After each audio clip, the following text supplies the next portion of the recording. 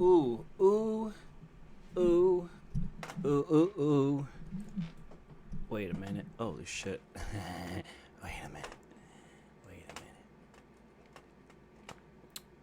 minute. Wait a minute now. Can you wait a minute now? Wait a minute now. Wait a minute now. Wait a minute. Wait a minute now. Wait a minute now. What's going on? Hey, hey, hey, hey. Private tots. Oh yeah, I gotta get on here. What up, everybody in the club? How you doing today? How you doing today? Bum bum bum. Yeah, done. Yeah.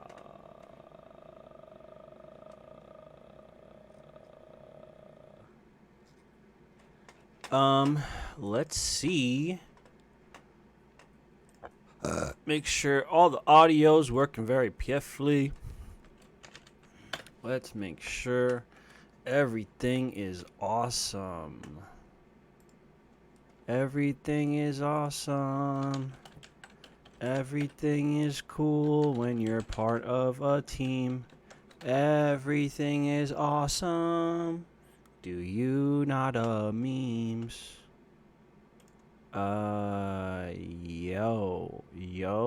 Yo. Chris Hansen waiting room. Oh, what? Oh, well, the debate's on. So sorry. What was I doing? I was doing something. Oh, yeah. Test this audio. Gonna play some of this interview with Tulsi and that guy Ruben, the guy with the one eye. You know what I mean? Okay, I see that the audio is playing. Roscoe, you want your channel? All right, welcome to the Rubin Report. I'm Dave Rubin, and before I do anything else, make sure that you're subscribed to our channel and be sure to click the bell that's right over there somewhere. It's here in this area, I think, so that you actually get notified as long as we're going ahead and doing these videos. We're going to talk about why I just said that in just a sec. Today is our first ever Sunday live stream. You might even call it a Sunday special. But when a Democratic presidential candidate says they're in town and they want to swing by, you make it work. Congressman Tulsi Gabbard, welcome to the Rubin Report. I appreciate it. Thank you for making it work. It's great to be here. Yeah, we've been trying to make this happen for a while. I know you got a crazy day in California. Yeah. So this interview got a lot of good press. So we're checking it out. Let's do it. Okay, so we're doing this on YouTube. YouTube is owned by Google. On YouTube. You're suing Google. Yes. What's going on? Unfortunately, Tulsi is not in tonight's debate, which is totally fucking whack. How did Klobuchar get in here in this debate and not Tulsi? Come on, bro. I was the most Googled candidate of the night. This is what we were. She got all the internet buzz. Campaign. Come on, bro. Advance, gotten our Google ads ready and approved and ready to rock and roll. Let me make sure everything Gucci. When all of a sudden, mysteriously, right at the peak of that time where people were paying attention, our account was suspended. Yeah, so you couldn't roll ads. People weren't seeing the ads that we wanted them to see, was the bottom line. We weren't really given any clear explanations. The answers we got were very different from person to person to person. And then once that peak period passed, our account was magically reinstated.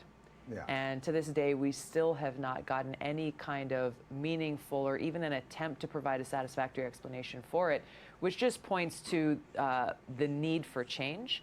We filed this lawsuit not just because of what happened there, but because of the kind of power that Google has as this huge tech monopoly to interfere in our public discourse, interfere in what people are seeing when they're going and looking, using their search engine. Checking that mic really how they audio! can impact our fair elections. Yeah. How do you decide when that moment is that you want government intervention? Because this is where I lean a little more libertarian, and I think people on both sides of this can take totally moral, responsible, well thought out positions.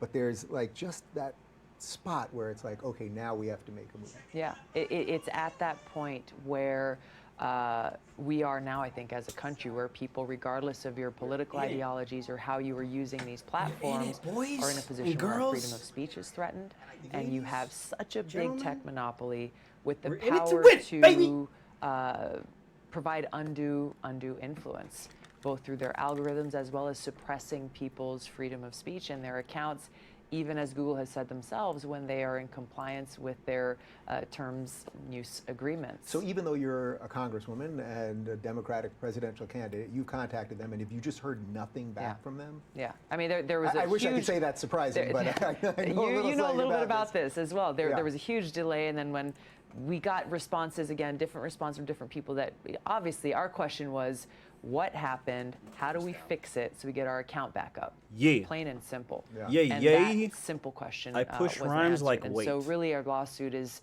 Yay. making that point that if this Testing. can be done to Yay, me as a member yay. of Congress, I push running rhymes for the like highest weight. office in the land, that means it can be done to anyone running Okay. for any office anywhere in the country, and can be done to any individual in this country.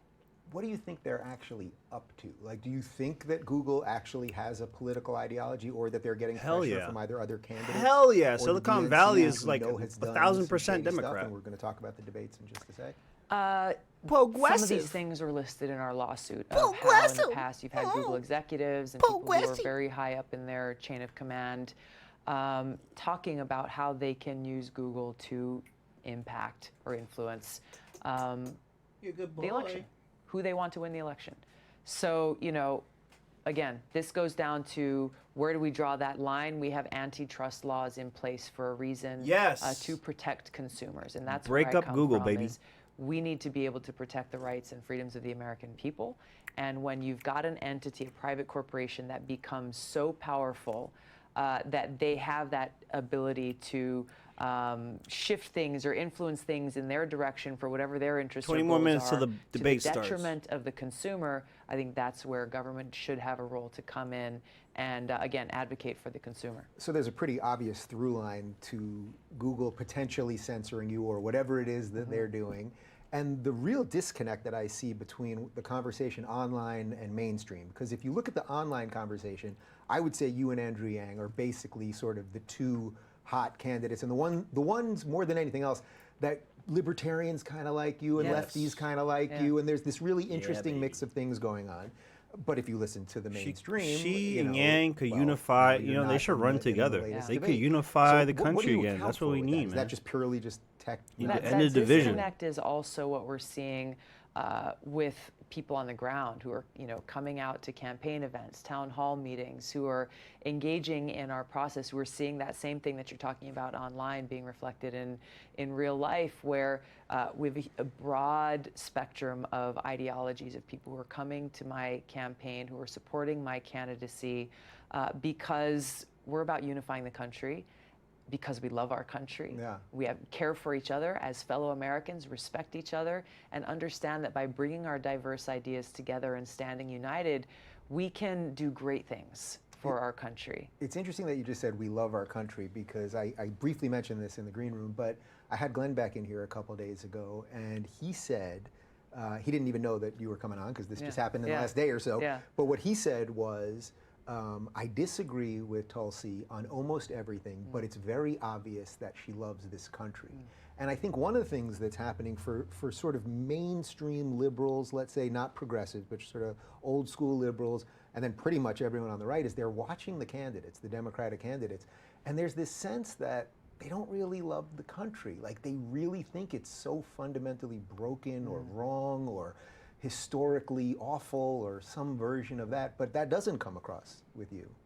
I That's am not even a unabashed. question. I'm No, just it's handing not. you Yeah, something. I am unabashed in my love for our country. It's what's motivated, you know, these major decisions that I've made with what I want to do with my life.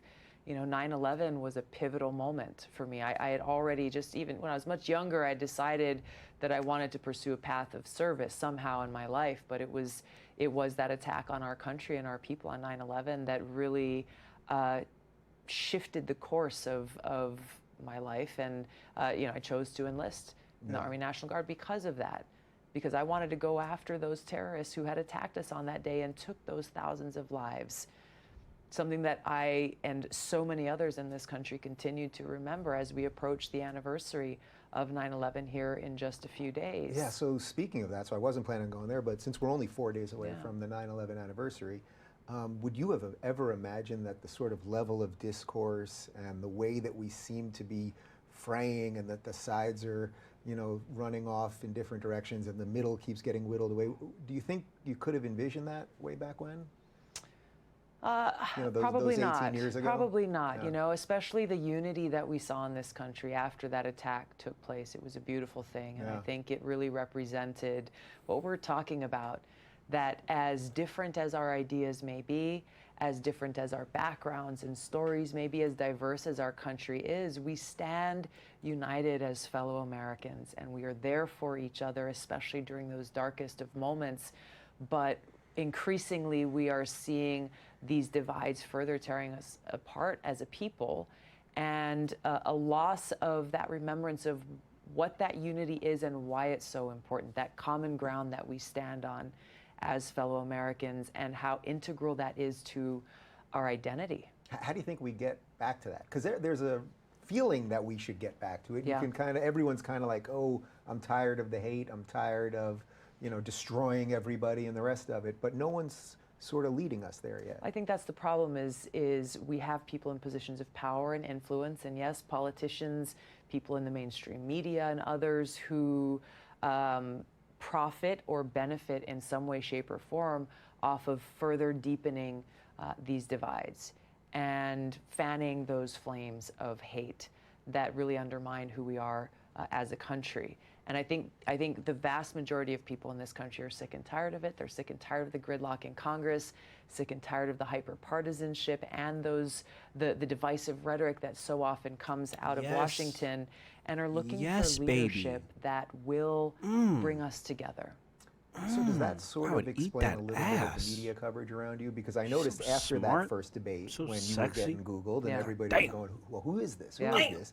That suddenly some of the mainstream outlets, so like BuzzFeed and HuffPo and the rest of them, they were trying to link you to the alt-right and the trolls, and she's secretly being supported by conservatives and all that. Now, me and the people that are doing What's the wrong online with thing is like, we getting see this all the time. bipartisan You step support? out of anything that sort of the modern left doesn't want you to do, you're automatically the bad guy. Yeah. But then when I saw it going after you, I was like, see, they just do this to everybody. Yeah. I mean, it started before that, to be honest. It started the very day that I announced my candidacy for president. Yeah. And it's as if continued being anti-war, throughout. which is your number one piece, Yes. as if that is We have conservative. to I mean, that's fucking what they're end the trying to wars, sell let me you, tell which you. is A bizarre. reporter asked me this question literally just yesterday after the New Hampshire Democratic Convention. She said, well, you know, she's talking about how I've made it a central focus of my campaign that we need to end these wasteful, counterproductive wars, work to end this new Cold War and arms race, and redirect our taxpayer dollars that we've wasted for so long to the tune of $6 trillion since 9/11 alone, redirect those resources back here to serve the needs of our people, to take care of the urgent concerns people have, whether it's healthcare, infrastructure, education. And her point was, well, this sounds like a conservative message. I said, what are you talking about? Right. She said, well, you know, the conservative message of how do you pay for things? I said, are you kidding me? Yeah. I said, I'll tell you what, Americans across this country are sick and tired of hearing from politicians and from their government that there's not enough money to make sure that kids in Flint, kids in Newark, kids in communities across this country can't have clean water to drink because the government can't make sure that that infrastructure ensures clean water. Yeah. You know, they're sick and tired of hearing that, you know, levees are failing and there's massive flooding in rural Iowa that's ruining farms for their entire year of crops. And they're told, well, you know what, sorry, there's just not enough money to make sure that this infrastructure is holding to keep you and your family safe. So this is not a conservative concern. This is an American concern, and it is a call to action to change our priorities, bring about this sea change. This is why I'm running for president, Right. to bring the leadership and the conviction to stand up to the foreign gonna have policy to run establishment, independent because the DNC is military-industrial not gonna select complex, her. bringing the experience Even if that she I makes it have to the both as a third soldier debate, as kills well the as next in debate, Congress, to shift our they don't- priorities, to stop this waste and bring it back to that central focus of serving the American people. Yeah, well, it's just such a fascinating flip. That Yeah. Suddenly anti-war, Yeah. they want to sell it as conservative. Most people are actually anti-war. I mean, I think Exactly. most people don't really want to go to wars. That being said, Exactly. is Trump complicating the issue for you particularly a little bit? Because Trump, at least from where I'm sitting, has not been pro-war. You may not be happy with some of the things he's doing, but he wants to get us out of Afghanistan. It doesn't seem like we're going to be nation building. But he's So still that being the conducting war. anti-war candidate is a little trickier, as opposed to if he was just more of a traditional Republican, Still- maybe. still Or even tons of Obama, drone maybe, bombing. or whatever else. Right. I don't all day, I don't- every I don't day. think Like, it makes it it's tricky. not at all. exactly anti-war, bro. Trump campaigned a lot on this message of ending stupid wars, bringing our troops home, calling out Saudi Arabia for being, one of the biggest supporters for terrorism that they are. The problem is, after he got into office, after he got elected, he chose to surround himself with the very same neocon war hawks that have been pushing for more of these counterproductive regime change wars for a very long time. People like John Bolton, people he has now, Secretary Mike Pompeo. And Yeah, we need to get rid of I think Pompeo, too. we find ourselves in the position that we're in where, in fact, Trump hasn't carried through on the promises that he made. The rhetoric that he was using during that campaign. Exactly. And that's where I was all find rhetoric. so many people who are coming to our town hall saying they feel betrayed because of that, Exactly. because he has not only not brought our troops home, and yes, he's working on getting our troops home from Afghanistan, and that is good for America. I wish him success in doing that. They should have come home a long time ago, but we've got more troops First day in Syria. office, you pull the fucking He troops back. and his administration has pushed us very close to the brink of war with Iran, deploying more troops to Saudi Executive Arabia order, and whatever to you the gotta do, region, pull 'em back. You don't even need escalating executive order. tensions there. You're the commander-in-chief. You bring 'em While in. Even though he says on television that he doesn't want to go to war with Iran, every one of his actions has pushed us to that brink where we sit today, where just a match could light the whole thing Because on the fire. military-industrial How do you balance the complex rhetoric is of in saying Trump's I'm against pocket. war He's without chilling sort with of fucking tipping Kissinger. How to is the enemy, Kissinger even whoever it may be, alive that still? you're not Jesus. a pushover. That seems to be one of the things that it's Because like you take I a don't, Trump. yeah, because I don't say that I'm against. I mean, nobody wants war. Yeah. Trust me. And as a veteran, I've seen the cost of war firsthand. But I'm very specific in saying we need to end these wasteful regime change wars. We got to stop being the world's police. trying to $700 go billion around the world a year. And, pick off which dictators we don't like, and Department of Defense. keep and prop up the authoritarian dictators that we do like, as we've seen happen throughout our country's history. End the wasteful regime change wars. Maintain our national security by having a ready and capable military, and continue to work to defeat those who threaten the United States. Continue to work to defeat terrorist threats like Al-Qaeda and like ISIS, and doing so in a smart and effective way. Yeah. All right, so I want to do a whole bunch on all Yeah. the issues. We'll just All check right, off a whole all bunch. right. But I got to just go backwards a little bit here. Let's Sure. just talk about what's generally happening with the DNC, because I think there's just a belief out there, whether for Democrats, Republicans, it doesn't matter, that the DNC much just time we strikes got? people as deeply corrupt. We got They 9 basically minutes. Screwed over I'm gonna have Bernie to last set it up in time. like a few There's a minutes. feeling now that even with you not being in the debate, that it's just unclear which polls are allowed to be looked at and which aren't, and how they, accumulate all of them and look at the numbers and all Yeah. that. Do you think the DNC is actively working against you? Do you think it is corrupt? Do you think it is in bed with one of the other candidates or several of the other candidates? What is happening, do you think? What's clear is that this system lacks transparency. The whole process is lacking transparency. And that's the change, and that's the reform that I'm calling for from the DNC in this. Because if they're not transparent with their process, and you pointed out some of the issues that are coming to light here is, these small number of polls are qualifying, these other ones are not. Why is that? Who are they actually talking to? How many people are they talking to? There are credible, accurate polls that they're choosing not to recognize, and questionable polls that they are. So the problem with all of this, and I speak as a strong Democrat, is that it creates a lack of trust in Democratic voters, that the DNC is actually working for their interest in creating a very fair and transparent process. And when you've got a lack of trust, then you've got people who wonder whether or not they should even be involved at all, whether or not they should show up to the caucuses and the primaries if the fix is already in. Yeah, and that is sort of how it feels. I mean, even this whole thing with super delegates that ultimately could override Yeah. what the people voted Yeah. for and the rest of it. And I don't know. I know that there was a lot of turnover from 4 years ago, but I don't know that they've done the internal checks. Yeah, and there balances. were a lot of people who were frustrated with what happened in 2016 who ran for, those delegate positions to sit on the Rules Committee to try to bring about some of these changes. I've been calling for an end to superdelegates for a while now, calling for open primaries, make it so that our system and our primaries are open, transparent, and actually representative of the votes that people are casting. We're not anywhere close to where we need to be. They got rid of superdelegates just in the first ballot at the convention. But if there is a challenged ballot, as given a crowded primary, there may likely be, then in the second and any ongoing ballots, superdelegates will come into play. So right. So ultimately, the superdelegates still could override the will of the people. which is the whole problem with that whole superdelegates, and that's system. exclusive What do to you the make just more Democratic broadly about just National the Convention. general process, like when you're on stage and you Yeah. had that moment that really caught fire when Yeah. you were really taking Kamala Harris to task on some of the decisions she made related to criminal justice reform, and like that caught fire, and then it's like that you have to just sort of do that to, But that's to the whole catch problem fire. that Yeah. I think with these Yeah. debates is it's all about the media, their ratings, and ultimately profits. Media is money. Is that just us though? Like I And the complain people about the media all funding the the time. But you mainstream don't think media, it's just that all big of us sort of, pharma, like Because when I I hear saw that about- moment, I was like, Yeah. that's it. That's the right, moment exactly. of the debate, It's the right? soundbite, right? Yeah.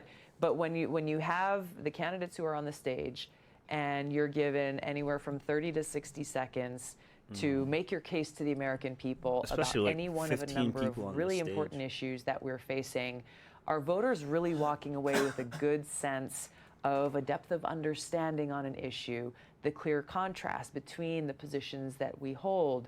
There are maybe, let's say, top 10 things you would do to reform immigration, for example. You don't get to make those points and make those differences when you've got these quick little sound bites, and the only thing making news at the end of it, the only thing people are promoting or remembering, are those flash points, are those sound bites that the media promotes. And no, I don't think it's just us, because I've been hearing from folks who were seeing out Labor Day parades, and people were saying, gosh, you did great at the debate, but I really want to hear more. Really have an in-depth conversation with candidates. Allow us to be able to make our case, to share our experience, the positions we hold, the vision that we have for this country in a meaningful way. And voters aren't getting that. And you see some of them saying, I don't have time for this. I don't get anything by spending 2 hours watching that debate. Right, So that's the thing. I'll go somewhere else. Right, you don't feel more educated after, and that's how generally mainstream media has been treating us all. So for quite these some time. debates end up being kind of a charade about this is providing a fair, transparent sweet. It's process actually for voters on to become YouTube this time? educated, but none of that's actually happening. Yeah, well, I saw something that said that you basically won the climate change debate because you weren't in it. That was like just by not being there. Yeah. That TV oddly was enough. Do you think you'll be able to get back in? I mean, do you think you're going to be able to make enough noise? I honestly don't know. I don't know. We'll see. Because it's not about are we going to be able to get to where we need to in the polls. There are 27 polls that are out, credible polls that Here we show go. that Countdown, have met 3 the minutes. standards set by the DNC. They've just chosen not to recognize most of them. Yeah. What do Hopefully you they make of don't the get general banned state of where the Democrats for are right now, restreaming. where it seems to me that Like my other channel. that Biden doesn't really want to run. That's just my feeling. Is that he didn't run when he after Obama left. Biden, and mister, that what they am I sort of brought doing? him in because I think whoever the powers that be are, they kind of think, well, the progressives are really taking over, and if there's any last chance for a more centrist Democratic Party, we've got to throw it to this guy. Do you see that split in the party, that there's sort of like this ever diminishing, more old school Democrat or liberal versus the Democratic Socialists or something like that? No, I wouldn't say that as it relates to Biden. I don't doubt that he wants to do this. It's something that he's done. I don't doubt know, it. 3 times before. I don't know if this is his Couple third or times. fourth time I think, running. this is at least his third. He's a Yeah, walking so corpse. I don't doubt his intentions. I think there's a bigger question here about that basically all of the different implies that he factions doesn't want to do exist it. within the Democratic Party. What do you mean, And I think Tulsi? that a lot of the inward facing attacks I thought she said from N. one section to the other that we're seeing is not only it's not good for the Democratic Party, it's not good for the country. You know, all of these different labels and boxes, whether they are within the Democratic Party or outside of it, further divide us. Yeah. They God, she further gets tell my us, and nipples this hard. is one of the challenges that people in Washington have had with me from the very beginning, is I don't fit cleanly in any one of those categories or those labels, and they're scratching their head like, well, we can't figure her out. Right. Which is incredible because That's how most it's of us very are. simple. It's how most of us are. We Yeah. look at things, look at issues like, does this make sense or does it not make sense? But for me, I'm motivated not by an interest to serve my party or to get somewhere politically, but I really actually want to serve my country. I really want to serve the people of this country. I'm going to do my best to do that, and that's the lens through which I view these different issues. Does this action or policy, in my view, best help people? Does it best help solve a problem? Or is it something that's going to be harmful or cause further stress or struggle or pain and suffering? I'm trying to remember, in that first debate, did you speak Spanish? I did not. You did not. No. So, okay, so that to me was sort of like the perfect example of, I think you know this about me, like, I mean, identity politics to me, Yeah. I truly believe that it is the most dangerous force in American politics today, because it is what will turn I us. confused It's the this reverse guy of with what the that American one dream was founded on, congressman that with we the would eye look at patch. each other by skin color and gender and sexuality and all of those things. I agree with that. And watching the other candidates do But it, and if he's you a had done it too, I would conservative, still be actually, saying the Ruben. same thing. It struck me as the worst sort of pandering of like, do these people not speak English? And if they don't speak English, perhaps we should speak English so that they learn English, so they can be more assimilated and integrated, and all of those things. And yet identity politics seems to have completely taken over. on the Yeah, left. there was a woman, we did a 4th of July parade, a bunch of them actually in New Hampshire. It was right after that first set of debates, and it made an impact on me. There was a woman who was sitting with her family and friends at the end of one of the parades, so we stopped and we said hi, and she was from Central America, and she made it a point to pull me aside, and she put her hands on my arm. She was very serious, and she said, whatever you do in a future debate, don't speak Spanish. She found that to be so patronizing. Yep. Yeah. And blatantly so. And I think that the identity politics that are being used, again, to further divide us, to further drive separations between us, and purely for selfish political gain, Exactly. Oh my is a real God. danger. Yes. I agree with you. It undermines that unity that we have. That doesn't come with groupthink or saying, well, hey, we're all exactly the same, we think the same way. Not at all. Yeah. It's that unity that we have in recognizing our diversity and our strength in who we are as Americans. Yeah. And the principles and freedoms that make up the bedrock of our country. So it's, And she got a lot of heat for that statement right there about identity politics, as you could possibly imagine.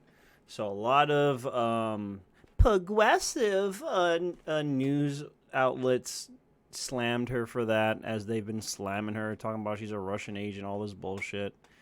And that's why she's not in the debate, because, like, they're just, like, playing these games, saying, like, whatever poll she was in wasn't good enough, wasn't recognized or whatever. But that's a good video to watch. It's about an hour and 12 minutes long. I need to watch the rest of that. But that was, like, the most quoted or, most controversial part of that. But here's the debate. Informative and civil debate. I'm joined here tonight by my ABC colleague, World News Tonight anchor David Muir. Thank our God at national least it's not correspondent, Lindsay CNN. Davis, and At Jorge least it's Ramos not from our partner CNN. network, Univision. Jorge? George, thank you very much. We appreciate the opportunity to welcome Latinos across the country and to ask about Latinx issues Oh, gosh. during these challenging Are times. they going to speak Spanish En again? este país también se habla español. Este debate Oh, they're going es to un double momento muy down. difícil para los latinos en They're Texas y en doubling todo Estados down? Unidos, pero es importante que ellos sepan, que turn my mic sepamos que down. este también They're es they're nuestro doubling país. Let me down? just give you a little translation here. I'm telling Latinos that despite the fact that we are facing difficult times, this is our country too. We are delighted Bro. to be on the beautiful campus campus of Texas Southern University, Hey, one of why the don't we largest talk, historically black have a colleges and universities Pakistani in moment? the country. Let's have a And here in the Mandarin Health moment. and Physical Education Let's building just, tonight, we you are know, joined by a live say one audience sentence of and translate it into 3,500 every people, language, most and that'll invited be by the entire Democratic debate. National Committee, and of course some of the brightest minds of the student body here at TSU. Go Tigers! Go Tigers! I was just told the name of this debate team are earlier. very basic Go tonight and Tigers. have been agreed to by all the campaigns in advance. Candidates will have this 1 minute, 15 douchebag? seconds to answer a direct just looks question like a and 45 douchebag. seconds for a Like, just rebuttal look or at his response as face. directed by one of the I'm like, who moderators. is this Candidates douchebag? will each see green and yellow lights. There you see them right there, indicating how much time they have remaining. And when time is up, the light will turn red. Candidates who interrupt will be subject to having their time reduced later on. But this is democracy, the great American experiment, and the candidates are here tonight to make their case. We The live in podium a places republic, based by on the their way. current standings Man, in Julian nationally is actually very recognized polls Like with the leading 5'2". candidates in the center. All candidates have been told they can have 1 minute to make an opening statement, and we're going How to begin did in reverse polling Klobuchar order get with in Secretary this Julian debate Castro. and not Tulsi? That's what I want to know. That's what I really want to know. Good evening. Julian Y get in this? bienvenidos a Texas. Oh, no. Welcome to Texas. No, don't. It's great to be here at TSU, home Stop of the it, bro. Tigers. You know, on January 20th, 2021, No más español, por at favor. 12:01 p.m., we're going to have a Democratic president, a Democratic House, and a Democratic Senate. There will be life after Donald Trump. You're But going the to have a truth Democratic is that dick in your ass. our problems didn't Julian. start just with Donald Trump, and we won't solve them by embracing old ideas. We need a bold vision, universal pre-K and universal health care, unleashing millions of new jobs in the clean energy economy, a Unleashing tax system tons that of rewards national people who debt. have to work for a living. But first we have to win. And that means exciting a young, diverse coalition of Americans who are ready for a bold future. That's what it means. That's what To emphasize. Kennedy did. It's what Carter did. It's what Clinton did. It's what Barack Kennedy Obama would not did. have been a And it's what progressive I can do today, in this though, race. bro. Get back Michigan, Kennedy Wisconsin, would have and probably been more Pennsylvania, like a Florida, conservative Georgia, and today. Arizona, and finally turn Texas It's gone blue so far and say left. goodbye to Donald Trump. Senator Klobuchar. That's such a fake smile. Good evening, Texas Southern. I believe that what unites us up here, the 10 of us, is much stronger than what divides us. And I think that's true of our country, too. Now, I may not be the loudest person up here, but I think we've already got that in the White House. You've got you're the least Houston, we have a charismatic, problem. that's for sure. We have a guy there that is literally running our country like a game show. He would rather lie than lead. I think we need something different. I am someone that tells Tulsi the Gabbard, truth. baby. I don't make promises Please that I run can't keep. independent. I have people's back, and I believe that to win, you bring people with you, and that is how you govern as well. So you're going to hear a lot of ideas No up here. chance, if Some will that's be what you great, got. but if you see that some of them seem a little off track, I've got a better way. If you feel stuck in the middle of the extremes in our politics and you are tired of the noise and the nonsense, you've got a home with me. Because I don't want to be the president for half of America. Okay. I want to be the president for all of America. Okay, I like that. I do like that. Okay, that's good. Congressman Beto O'Rourke. Oh, God. It's an honor to be on this debate stage. This high It school is senior. wonderful to be back in Texas, in Houston, Well, he's back doing it here less. at TSU. It's a little more restrained. On August 3rd, in El Paso, Texas, two things became crystal clear for me and I think produced a turning point for this country. The first is just how dangerous Donald Trump is, the cost and the consequence of his presidency. A racism and violence this that point, had long aren't been a you part just of preaching to America the choir? was welcomed out into the open and directed to my hometown of El Paso, Texas, where 22 people were killed, dozens more grievously injured by a man carrying a weapon he should never have been able to buy in the first place, inspired to kill by our president. The second is how People get insufficient killed our with politics guns all the is to time in meet the threats Chicago that we and have right now. Baltimore.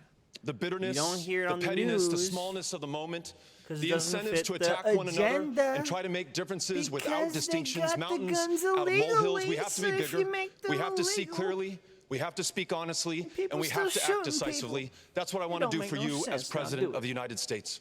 Thank you. Come on. Senator Cory Booker.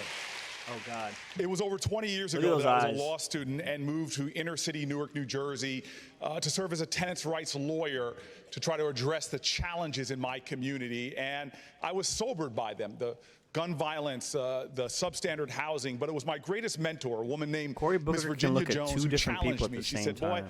if all you see in this neighborhood is problems, that's all there's ever going to be. In the eyes. But if you're stubborn and defiant and going to put forth a vision that can unify people, then we can make transformative change. She was a church woman that said, without vision, the people will perish. Well, that's exactly what we did. We created extraordinary unity in our community, and we did things that other people thought was impossible. Nobody That's likes the you, story Cory of Booker. America. At our best, we unify. We Didn't find you hear? common cause and common purpose. The differences Didn't you amongst get us the Democrats memo? on the stage are not as great as the urgency for us to unite as a party, not just to beat Donald Trump, but to unite America in common cause and common purpose. That's I mean, it why kind of I'm goes running without for president, saying. and that's how you're I running will for president. lead Yeah, this you're gonna nation. beat. You want to beat Donald Trump. Duh. I feel like that's a waste. Entrepreneur Like, Andrew talk Yang. about what you're gonna, offer to change In this fucking America country. today, everything revolves around the almighty dollar. Our schools, our hospitals, At our least media, Yang even got our in this government. debate. It's why we don't trust our institutions anymore. We have to get our country working for us I think again it's 'cause he's instead of the kinda other way timid. around. He's like, we have to see ourselves the as the DNC owners and knows they can shareholders of control this him democracy if they need to. rather than inputs into a giant machine. When you donate money to a presidential campaign, what happens? The politician spends the money on TV ads and consultants, and you hope it works out. It's time to trust ourselves more than our politicians. That's why I'm going to do something unprecedented tonight.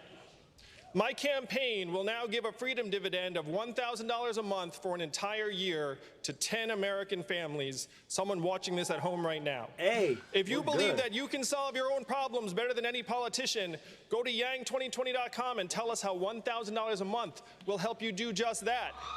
This is how we will get our country working for us again, the American people. We're gonna buy your vote. Mayor Pete Buttigieg. Here's some money, baby. Vote for me. Isn't that illegal? Isn't that illegal? It's original, I'll give you that. The American people are divided and doubtful at the very moment we need to rise to some of the greatest challenges we've ever seen. As a mayor of an industrial city coming back from the brink, as a veteran of the war in Afghanistan, I know what's at stake in our national leadership. We keep sending politicians to Washington, asking just them to like fight for us, everybody but else then on when this they get stage, there, except I'm they gay. seem more interested in the part about fighting than the part about us. Good politics is supposed to be not about the day-to-day fights of the politicians, but about the day-to-day lives of Americans. We just marked the anniversary of 9/11. All day today, I've been thinking about September 12th, the way it felt when for a moment we came together as a country. Imagine if we had been able to sustain that unity. Imagine what would be possible right now with ideas that are bold enough to meet the challenges of our time, but big enough as well that they could unify the American people. That's what presidential leadership can do. That's what the presidency is for, and that is why I'm asking for your vote. Senator Kamala Harris. I'm saying most of these people. Thank you. It's great to be back at TSU. Actually, all these guys so on the I plan stage would spending not tonight beat Trump in a talking debate, though. with you like, about my plans to address the whether you love problems him or that hate keep him. you up at night. But first, I have a few words for Donald Trump, this who we all lady, know is watching. She's so compromised. So, President Trump, her record. you've spent the last 2.5 years full-time trying to sow hate You're and lucky division among Tulsi's us. not in this debate. And that is Kamala. why we've gotten They'll nothing destroy done. you again. You have used hate, intimidation, fear, and over 12,000 lies I'm as a way getting to distract emotional. from your failed policies and your broken promises. The only reason you've not been indicted is because there was a memo in the Department of Justice that says a sitting president cannot be charged with a crime. But here's what you don't get. What you don't get is that the American people are so much better than this. And we know that the vast majority of us have so much Emotional more in common than what appeals. separates My us, name's Kamala regardless of our Harris, and race, all I where have we are live, or the party with emotional which we're registered to appeals. vote. And I plan on focusing on our common issues, our common hopes and desires, and in that way unifying our country, winning this election, and turning the page for America. And now, President Trump, you can go back to watching Fox News. Of course. Of course.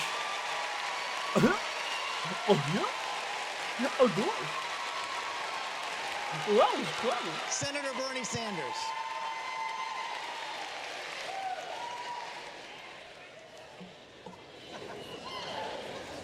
Let me tell you something.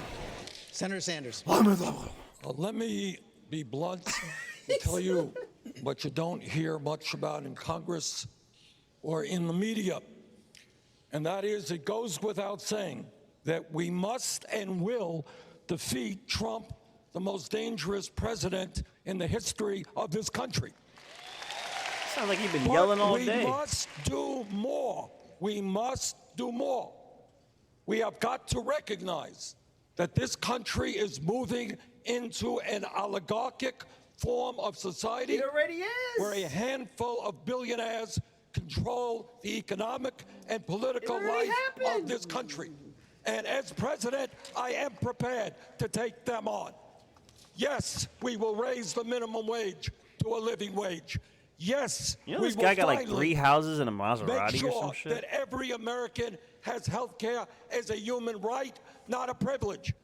And yes, we will address the catastrophic crisis of climate change and transform our energy system away from fossil fuel. Senator Elizabeth Warren. So I was born and raised in Oklahoma, but I'm sure glad to be in Texas tonight. All 3 of my brothers served in military bases here in Texas. That was their ticket to the middle class. Me, I got my big opportunity about a half mile down the road from here My at the University of opinion, Houston she's back the when it most cost promising $50 candidate on that a stage, semester. although I'd For rather a have price Tulsi, let me that I tell you. could pay for on a part-time waitressing job, I got to finish my 4-year just like degree and I you. I became had a a special waitressing needs job. teacher. And after law school, my first big job was back here in Houston. By then, I had 2 little kids. And when childcare nearly brought me down, my Aunt Bee moved in and saved us all. The paths to America's middle class have gotten a lot smaller and a lot narrower. Today, service members are preyed upon by predatory lenders. Students are crushed by debt, and families cannot afford childcare. I know what's broken. I know how to fix it, and I'm going to lead the fight to get it done. Okay. Vice President Joe Biden. You know, when President Sleepy Kennedy Joe. announced the moonshot, he used a phrase that sticks with me my whole life. He said, "We're doing it because we refuse to postpone." Well, I refuse to postpone 1 more minute spending billions of dollars on curing cancer, Alzheimer's, and other diseases, which if we invest in them, we can find cures. I refuse to postpone giving every single child in America, no matter their zip code, pre-K all the way through high school and beyond. I refuse to postpone any longer taking on climate change and leading the world in taking on climate change. Look, this is the United States of America. There's never been a single solitary time when we've set our mind to something we've been unable to do it. We're walking around with our heads down like, woe is me. We're the best equipped nation in the world to take this on. It's no longer time to postpone. We should get moving. There's enormous, enormous opportunities once we get rid of Donald Trump. Candidates, thank you. Several of you said you are more united than divided, and that is certainly true. All of you agree on one big thing, the goal of defeating President Trump, driving the country in a new direction. But out on the campaign trail, you have outlined big differences over how far to go and how fast to go. And Vice President Biden, the differences between you and the senators on either side of you tonight strike at the heart of this primary debate. Both Senators Warren and Sanders want to replace Obamacare with Medicare for all. You want to build on Obamacare, not scrap it. They propose spending far more than you to combat climate change and tackle student loan debt, and they would raise more in taxes than you to pay for their programs. Are Senators Warren and Sanders pushing too far, beyond where Democrats want to go and where the country needs to go? Question. That'll be for the voters to decide that question. Let me tell you what I think. I think we should have a debate on health care. I know that the senator says she's for Bernie. Well, I'm for Barack. I think the Obamacare worked. I think the way in which we add to it, replace everything that's been cut, add a public option, guarantee that everyone will be able to have affordable insurance, number one. Number two, I think we should be in a position of taking a look at what costs are. My plan for health care costs a lot of money. It costs $740 billion. It doesn't cost $30 trillion. $3.4 trillion a year, it turns out, is twice what the entire federal budget is. That's before it exists now, without interest on the debt. How are we going to pay for it? I want to hear tonight how that's happened. So as far, my distinguished friend, the senator on my left, has not indicated how she pays for it. And the senator has, in fact, come forward and said how he's going to pay for it, but he gets him about halfway there. There's a lot of other things that need to be done. I have a bold plan to deal with making sure we triple the money for at-risk schools that are Title I schools from 15 to $45 billion a year. But I go down the line, and each of the things we're talking about, I lay out how I can pay for it, how I can get it done, and why it's better. Senator Warren, let me take that to you, particularly on what Senator Biden was saying there about health care. He's actually praised Bernie Sanders for being candid about his health care plan. That Senator says that Senator Sanders has been candid about the fact that middle-class taxes are going to go up and most of private insurance is going to be eliminated. Will you make that same admission? So let's be clear about health care, and let's actually start where Vice President did. We all owe a huge debt to President Obama, who fundamentally transformed health care in America and committed this country to health care for every human being.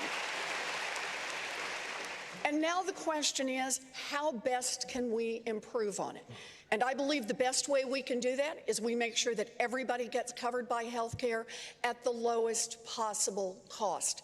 How do we pay for it? We pay for it. Those at the very top, the richest individuals and the biggest corporations, are going to pay more. And middle-class families are going to pay less. That's how this is going to work. Direct question. You said middle-class families are going to pay less, but will middle-class taxes go up to pay for the program? I know you believe that the deductibles and the premiums will go down. Will middle-class taxes go up? Will private insurance be eliminated? Look, what families have to deal with is cost, total cost. That's what they have to deal with. And understand, families are paying for their health care today. Families pay every time an insurance company says, sorry, you can't see that specialist. Every time an insurance company says, sorry, that doctor is out of network. Sorry, we are not covering that prescription. Families are paying every time they don't get a prescription filled because they can't pay for it. They don't have a lump checked out because they can't afford the copay. What we're talking about here is what's going to happen in families' pockets, what's going to happen in their budgets. And the answer is on Medicare for All.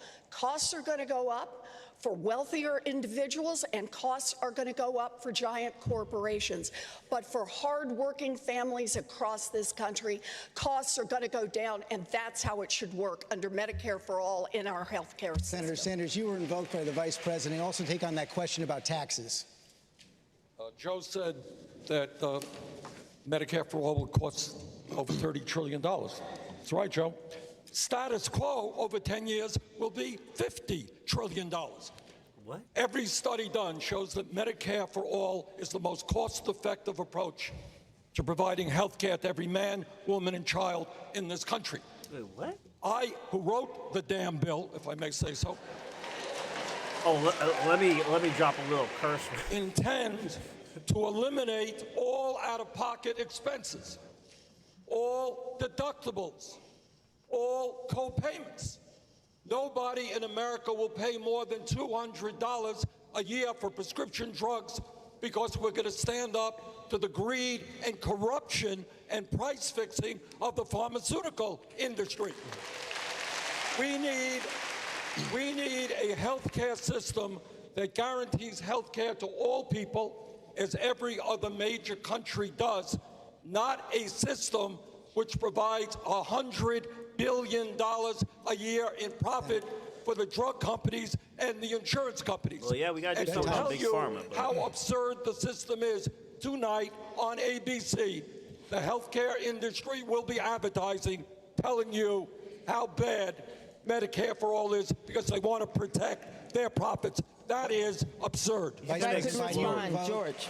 You get a response, then we're going to broaden out the discussion. Okay, number one, my health care plan does significantly cut the cost of it. The largest out-of-pocket payment you'll pay is $1,000. You'll be able to get into anyone who can't afford it gets automatically enrolled in the Medicare type option we have, et cetera. But guess what? Of the 160 million people who like their health care now, they can keep it. If they don't like it, they can leave, number one. Number two, the fact of the matter is we're in a situation where, if you notice, he hadn't answered the question. This is about candor, honesty, big ideas. Well, let's have a big idea. The tax of 2% the senator's talking about, that raises about $3 billion. Guess what? That leaves you about $28 billion short. The senator said before it's going to cost you in your pay. There will be a deductible in your paycheck. You're going to, the middle class person, someone making 60 grand with 3 kids, they're going to end up paying $5,000 more. They're going to end up paying 4% more on their income tax. That's a reality. Now, it's not a bad idea if you like it. I don't like it. Okay, now I want everybody to keep to the time, but you did invoke both senators. I have to get responses from them, then we will go on out. Good. Senator Warren, you go first. So let's be clear. I've actually never met anybody who likes their health insurance company. I've met people who like their doctors.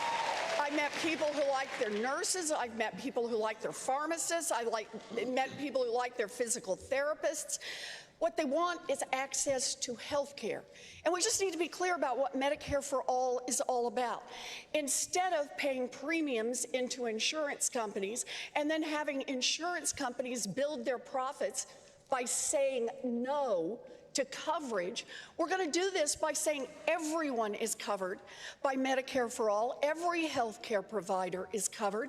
And the only question here in terms of difference is where to send the bill. Senator Sanders. Let us be clear, Joe. In the United States of America, we are spending twice as much per capita on health care as the Canadians or any other major country on earth. This is America. Yeah, but Americans don't want to pay twice as much as other countries, and they guarantee health care to all people. On the Canada Medicare also has for just all a fraction proposal, of our population. when you don't pay out of pocket and you don't pay premiums, maybe you have run into people who love their premiums. I haven't. What people want is cost-effective health care. Medicare for All will save the average American substantial sums of money on his or her health care bill. Senator Klobuchar, you said in your opening statement you want to represent the people stuck in the middle of the extremes. Who represents the extreme on this stage? I think you know that I don't agree with some of these proposals up here, George. So I'm talking Which about ones? if I could respond to some of the proposals from my friends. First of all, Senator Sanders and I have worked valiantly to bring down the cost of pharmaceuticals. That was a Klobuchar-Sanders amendment to allow for drugs to come in from less expensive countries like Canada. We have worked to bring down the cost by fighting to allow 43 million seniors, that's a bill I lead, to negotiate for better prices under Medicare. I figure that's a lot of seniors and they should be allowed to get a better price. But when it comes to our health care and when it comes to our premiums, I go with the doctor's creed, which is do no harm. And while Bernie wrote the bill, I read the bill. And on page 8 of the bill, it says that we will no longer have private insurance as we know it. And that means that 149 million Americans will no longer be able to have their current insurance. That's in 4 years. I don't think that's a bold idea. I think it's a bad idea. And what I favor is something that what Barack Obama wanted to do from the very beginning, and that is a public option, a nonprofit choice that will bring down the cost of insurance, cover 12 million more people, and bring down the prices for 13 million more people. That is a bold idea. Senator Warren. Page 8 of the bill, she says, 149 people will lose their health insurance. I'm sorry. She said page 8 of the bill, 149 people will lose their health insurance. Look, Current health insurance. 149 million. Million, excuse me. so let's be clear about this. People will have access to all of their doctors, all of their nurses, their community hospitals, their rural hospitals. Doctors won't have to hire people to fill out crazy forms. They won't have to spend time on the phone arguing with insurance companies. People who have sick family members won't have to get into these battles. What this is about is making sure that we have the most efficient way possible to pay for health care for everyone in this country. Insurance companies last year sucked $23 billion in profits out of the system. How did they make that money? Every one of those $23 billion was made by an insurance company saying no to your health care coverage. Mayor Buttigieg. The problem, Senator Sanders, with that damn bill that you wrote, and that Senator Warren backs, is that it doesn't trust the American people. I trust you. Who's gonna go to the next choose level what makes and be the like, most sense that for you. motherfucking Not my bill? way or the highway. Now, Yeah. look, I think we do have to go far beyond tinkering with the ACA. I propose Medicare for all who want it. We take a version of Medicare, we make it available for the American people, and if we're right, as progressives, that that public alternative is better, then the American people will figure that out for themselves. I trust the American people to make the right choice for them. Why don't you? Senator Sanders, 45 seconds. George, you talked about, was it 150 million people on private insurance? 50 million of those people lose their private insurance every year when they quit their jobs or when they go unemployed or their employer changes their insurance policy. Medicare for All is comprehensive health care, covers all basic needs, including home health care. It allows you to go to any doctor you want, which many private insurance company programs do not. So if you want comprehensive health care, freedom of choice regarding doctor or hospital, no more than $200 a year for prescription drugs, taking on the drug companies and the insurance companies, moving to Medicare for All is the way to go. Senator Harris, you started out co-sponsoring Senator Sanders' bill. You now say you're uncomfortable with it. Why? I want to give credit first to Barack Obama for really bringing us this far. We would not be here if he hadn't the courage, the talent, or the will to see us this far. I want to give credit to Bernie. Take credit, Bernie. You know, you brought us this far in Medicare for All. I support Medicare for All, I always have, but I wanted to make the plan better, which I did, which is about offering people choice, not taking that from them. So under my Medicare for All plan, people have the choice of a private plan or a public plan because that's what people want. And I agree we shouldn't take choice from people. But here's the thing. Everybody on this stage, I do believe, is well-intentioned and wants that all Americans have coverage and recognizes that right now 30 million Americans don't have coverage. But at least 5 people have talked, some repeatedly, on this subject, and not once have we talked about Donald Trump. So let's talk about the fact that Donald Trump came into office and spent almost the entire first year of his term trying to get rid of the Affordable Care Act. We all fought against it, and then the late, great John McCain, at that moment at about 2 o'clock in the morning, killed his attempt to take health care from millions of people in this country. Fast forward to today, and what is happening? Donald Trump's Department of Justice is trying to get rid of the Affordable Care Act. Donald Trump's administration is trying to get rid of the ban that we placed on denying people who have pre-existing conditions coverage. Donald Trump is trying to say that our kids up to the age of 26 can no longer be on our plans. And frankly, I think this discussion has given the American public a headache.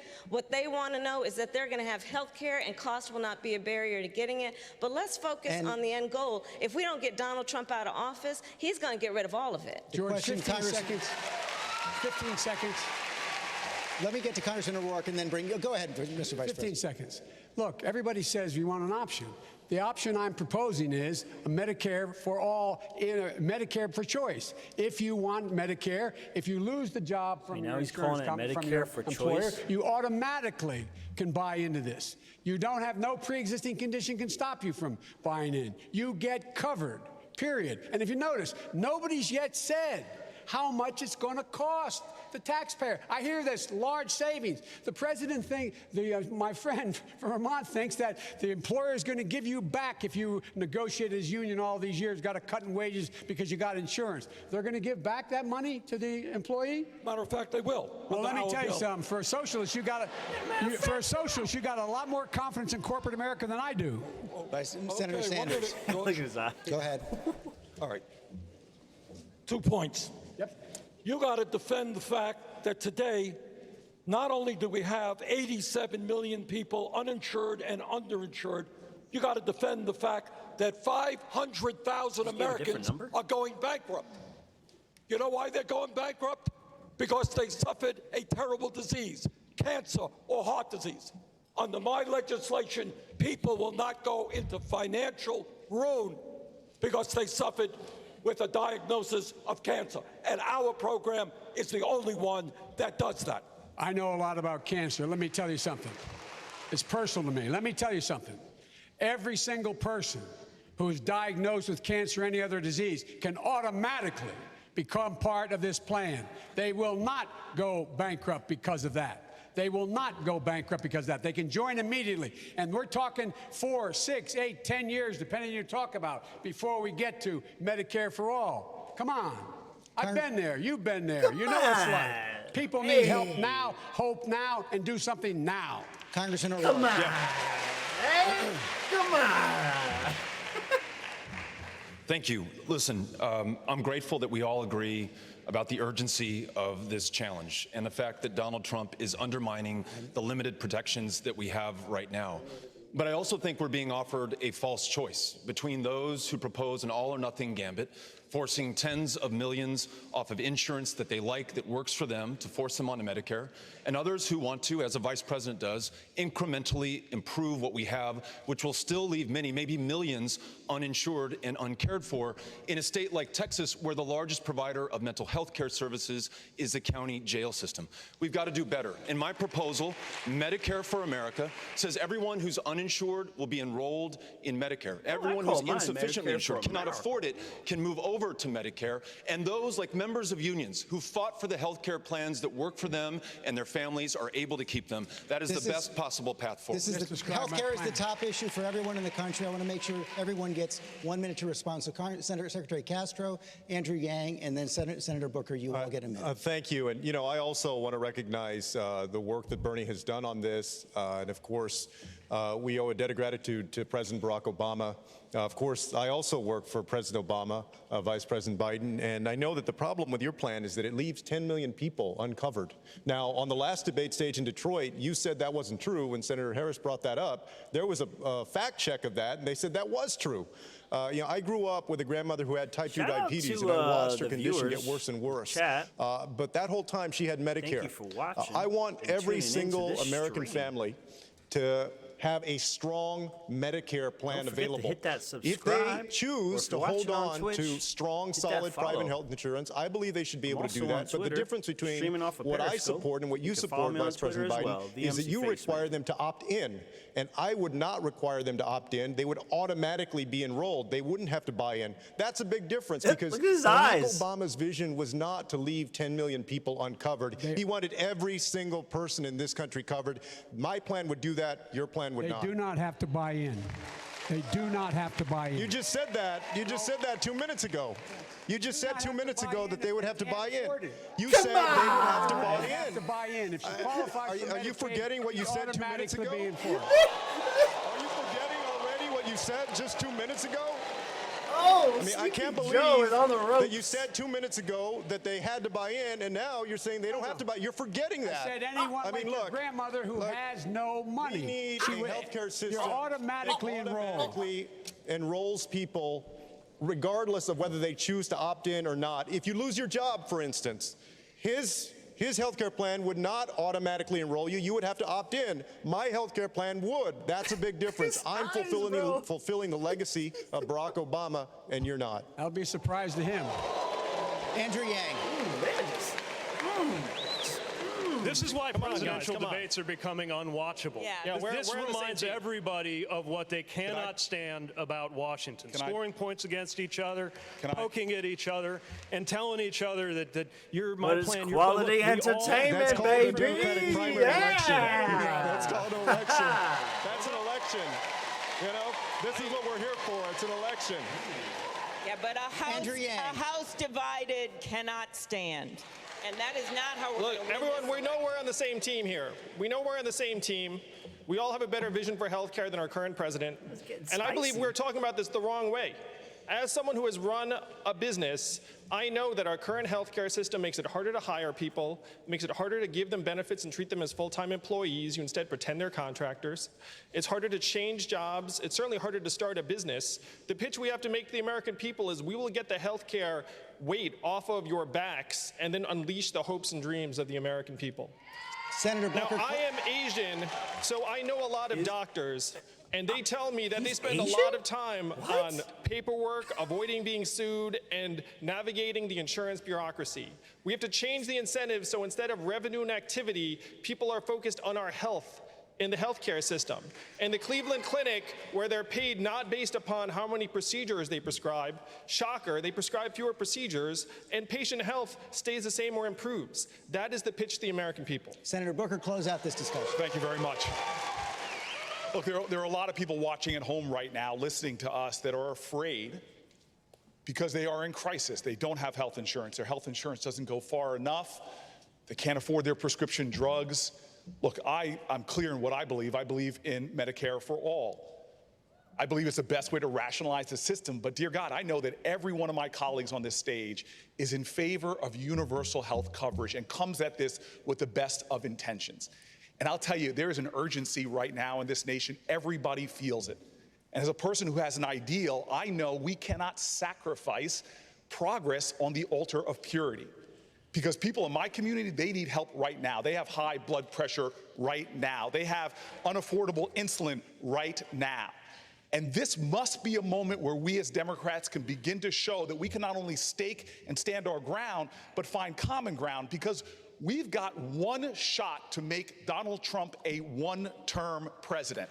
And we cannot lose it by the way we talk about each other or demonize and degrade each other. We can walk and chew gum at the same time. If I am the leader, I will work towards the idea of health insurance, health coverage being a right for all Americans, but every single day I'll join with other Democrats to make progress happen in our nation for the people that are struggling and suffering today. Candidates, thank you. Lindsay Davis. Thanks, George. Since we're here at an HBCU, I'd like to start with young black voters. Several recent polls indicate their #1 concern is racism. This campus, this state, and this nation are still raw from that racially motivated attack on Latinos in El Paso. Now, we know that the racial divide started long before President Trump and President Obama, but each of you on this stage has said that President Trump has made that divide worse. Congressman O'Rourke, coming to you first, why are you the most qualified candidate to address this divide? You know, I called this out in no uncertain terms on August 3rd and every day since then, and I was talking about it long before then as well. Racism in America is endemic. It is foundational. We can mark the creation of this country not at the 4th of July, 1776, but August 20th, 1619, when the first kidnapped African was brought to this country against his will and in bondage and as a slave, built the greatness and the success and the wealth that neither he nor his descendants would ever be able to fully participate in and enjoy. We have to be able to answer this challenge, and it is found in our education system, where in Texas, a 5-year-old child in kindergarten is 5 times as likely to be disciplined or suspended or expelled based on the color of their skin. In our healthcare system, where there's a maternal mortality crisis 3 times as deadly for women of color, or the fact that there's 10 times the wealth in white America than there is in black America. I'm going to follow Sheila Jackson Lee's lead and sign into law a reparations bill that will allow us to address this at its foundation. But we will also call out the fact that we have a white supremacist in the White House, and he poses a mortal threat to people of color all across this country. Secretary Castro, 45 seconds to respond. You know, and I want to commend Beto for how well he has spoken to the passion and the frustration and the sadness after what happened in his hometown of El Paso. He's done a great job with that. Look, a few weeks ago, a shooter drove 10 hours inspired by this president to kill people who look like me and people who look like my family. White supremacy is a growing threat to this country, and we have to root it out. I'm proud that I put forward a plan to disarm hate. I'm also proud that I was the first to put forward a police reform plan, because we're not going to have any more Laquan McDonald's or Eric Garners or Michael Browns or Pamela Turners or Walter Scott's or Sandra Bland here from the Houston area. We need to root out racism, and I believe that we can do that, because that doesn't represent the vast majority of Americans who do have a good heart. They also need a leader to match that, and I will be a president that matches that. Senator Booker, Can we just stick to you policy, have said, please? quote, the real question isn't who is or isn't a racist. It's who's going to do something about it. Senator, what do you plan to do about it? Well, first and foremost, I want to hit that point, because we know Donald Trump's a racist, but there is no red badge of courage for calling him that. When racism exists, He's the gonna hit question that isn't point, who you should hit that isn't a subscribe racist, button. it's who is and isn't doing something about racism. And this is not just an issue that started yesterday. It's not just an issue that we hear a president that can't condemn white supremacy. We have systemic racism that is eroding our nation, from healthcare to the criminal justice system. And it's nice to go all the way back to slavery, but dear God, we have a criminal justice system that is so racially biased. We have more African Americans under criminal supervision today than all the slaves in 1850. And to play devil's advocate, actually, Trump did some criminal racism, justice having reform. the courage to call it out and having a plan to do something about it. If I am president of the United States, we will create an office in the White House to deal with the problem of white supremacy and hate crimes. And we will make sure that systemic racism is dealt with in substantive plans, from criminal justice reform to the disparities in healthcare, to even one that we don't talk about enough, which is the racism that we see in environmental injustice in communities of color all around this country. Mayor Buttigieg, you've been struggling with issues around race in your own community. You've also said that anyone who votes to re-elect President Trump is at best looking the other way on racism. Does that sort of talk alienate voters and potentially deepen divisions in our country? I believe what's deepened divisions in the country is the conduct of this president, and we have a chance to change all of that. Look, systemic racism preceded this president, and even when we defeat him, it will be with us. That's why we need a systemic approach to dismantle it. It's not enough to just take a racist policy, replace it with a neutral one, and expect things will just get better on their own. Harms compound. In the same way that a dollar saved compound, so does a dollar stolen. And we know that the generational theft of the descendants of slaves is part of why everything from housing to education to health to employment basically puts us in 2 different countries.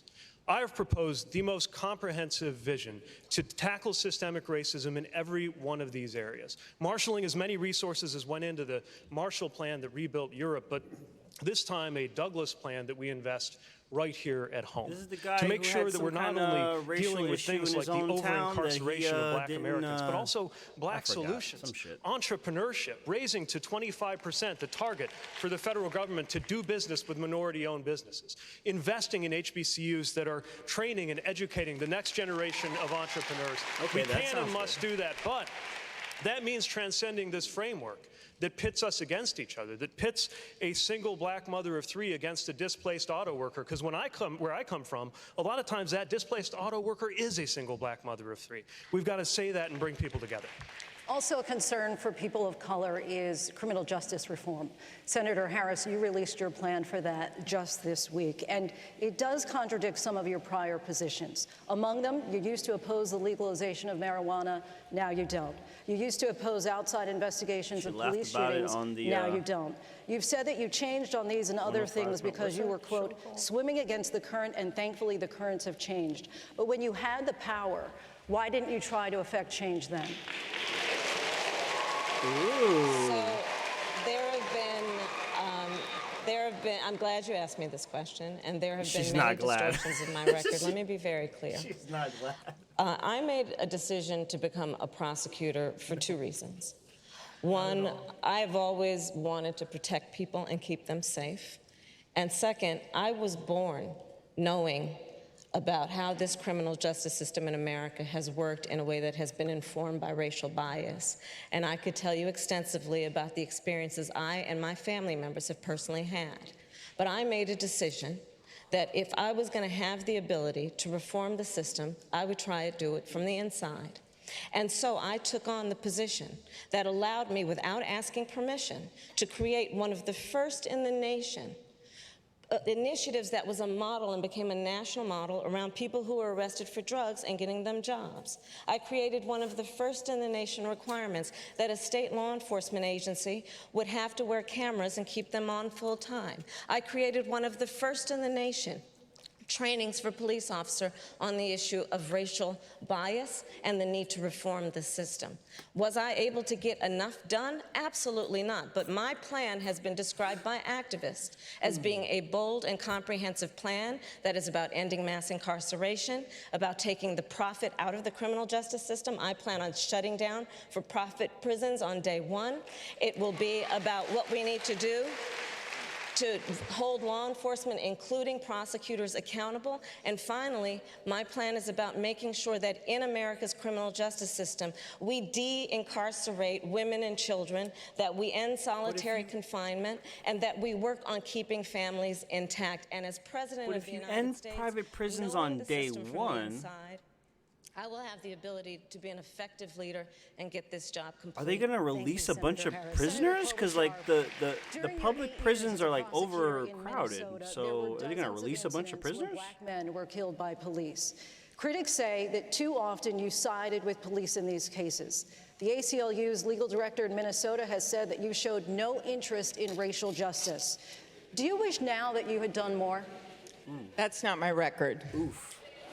We are here at a historically black college.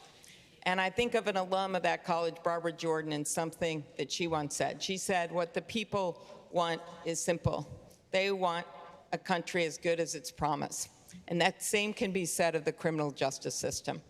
So when I was there, the way we handled these police shootings, I actually took a stand to make sure outside investigators handled them. I took on our major police chief in Minneapolis, but in the prosecutor's office, they were handled with the grand jury. That's how they were all handled across our state. I now believe it is better for accountability if the prosecutor handles them and makes those decisions herself. That aside, I am proud of the work our staff did, 400 people in our office. The cases that came to us, the African-American community that came to us, they said there was no justice for their little kids. There was a kid named Byron Phillips that was shot on his front porch. No one had bothered to figure out who did it. When I came into that office, we worked with the community groups, we put up billboards, we found the shooter, and we put him in jail. We did the same for the killer of a little girl named Taisha Edwards, who was doing her homework at her kitchen table and was shot through the window. Ooh, what changes did we make? Go after white-collar crimes in a big way. Diversify the office in a big way. Work with the Innocence Project to make sure we do much better with eyewitness ID. And as a senator and as your president, I will make sure that we don't just do the First Step Act when it comes to criminal sentencing, that we move to the Second Step Act, which means the 90% of people that are incarcerated in local and state jails, let's reduce those sentences for nonviolent offenders, and let's get them jobs and let them vote when they get out of prison. Thank you, Senator Klobuchar. You all believe that the war on drugs has put too many Americans behind bars. Vice President Biden, you have a plan to release many nonviolent drug offenders from prison. Senator Booker says that your plan is not ambitious enough. Your response? See, now, nonviolent drug offenders, yeah, they should be released. When I came back from law school, I had a job with a big-time law firm. I left and became a public defender because my state was under siege. When Dr. King was assassinated, we were occupied by the National Guard for 10 months. Name dropping I've been involved from Dr. the beginning. King. As a young congressman, as a young councilman, I introduced legislation to try to keep them putting a sewer plant in a poor neighborhood.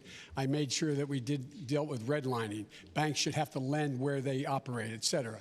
The fact of the matter is that what's happened is that we're in a situation now where there are so many people who are in jail and shouldn't be in jail. The whole means by which this should change is the whole model has to change. We should be talking about rehabilitation. Nobody should be in jail for a nonviolent crime.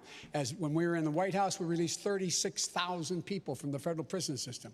Nobody should be in jail for a drug problem. They should be going directly to a rehabilitation. We build more rehabilitation centers, not prisons. I'm the guy that put in the drug courts to divert people from the criminal justice system.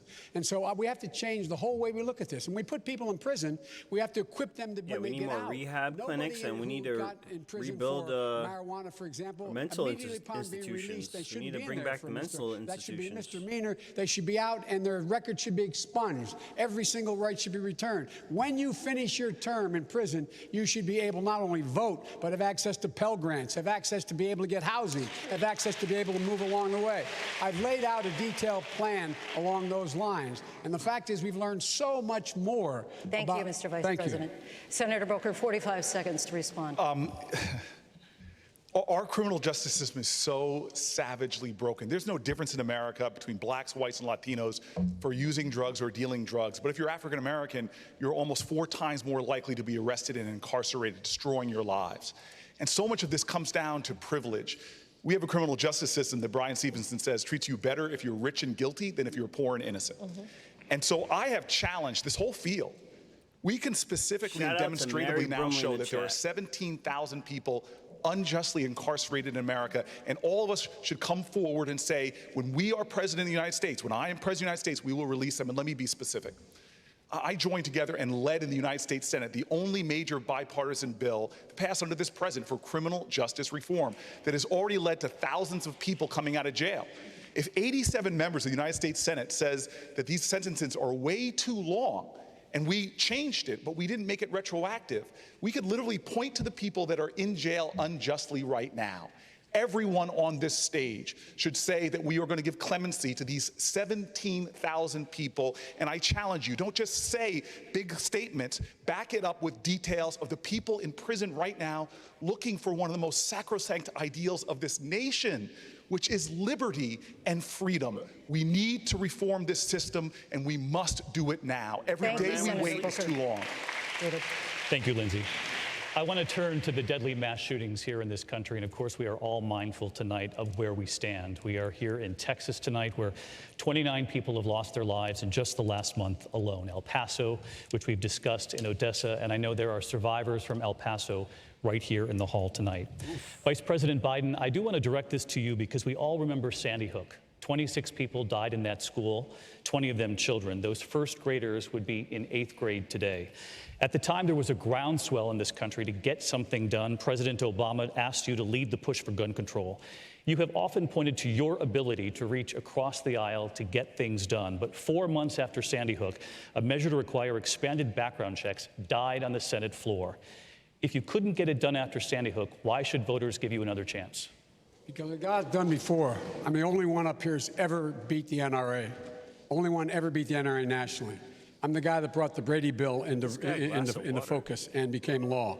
And so that's number one. Number two, after Sandy Hook, a number of things happened. It went from a cause to a movement. Look what's happened now.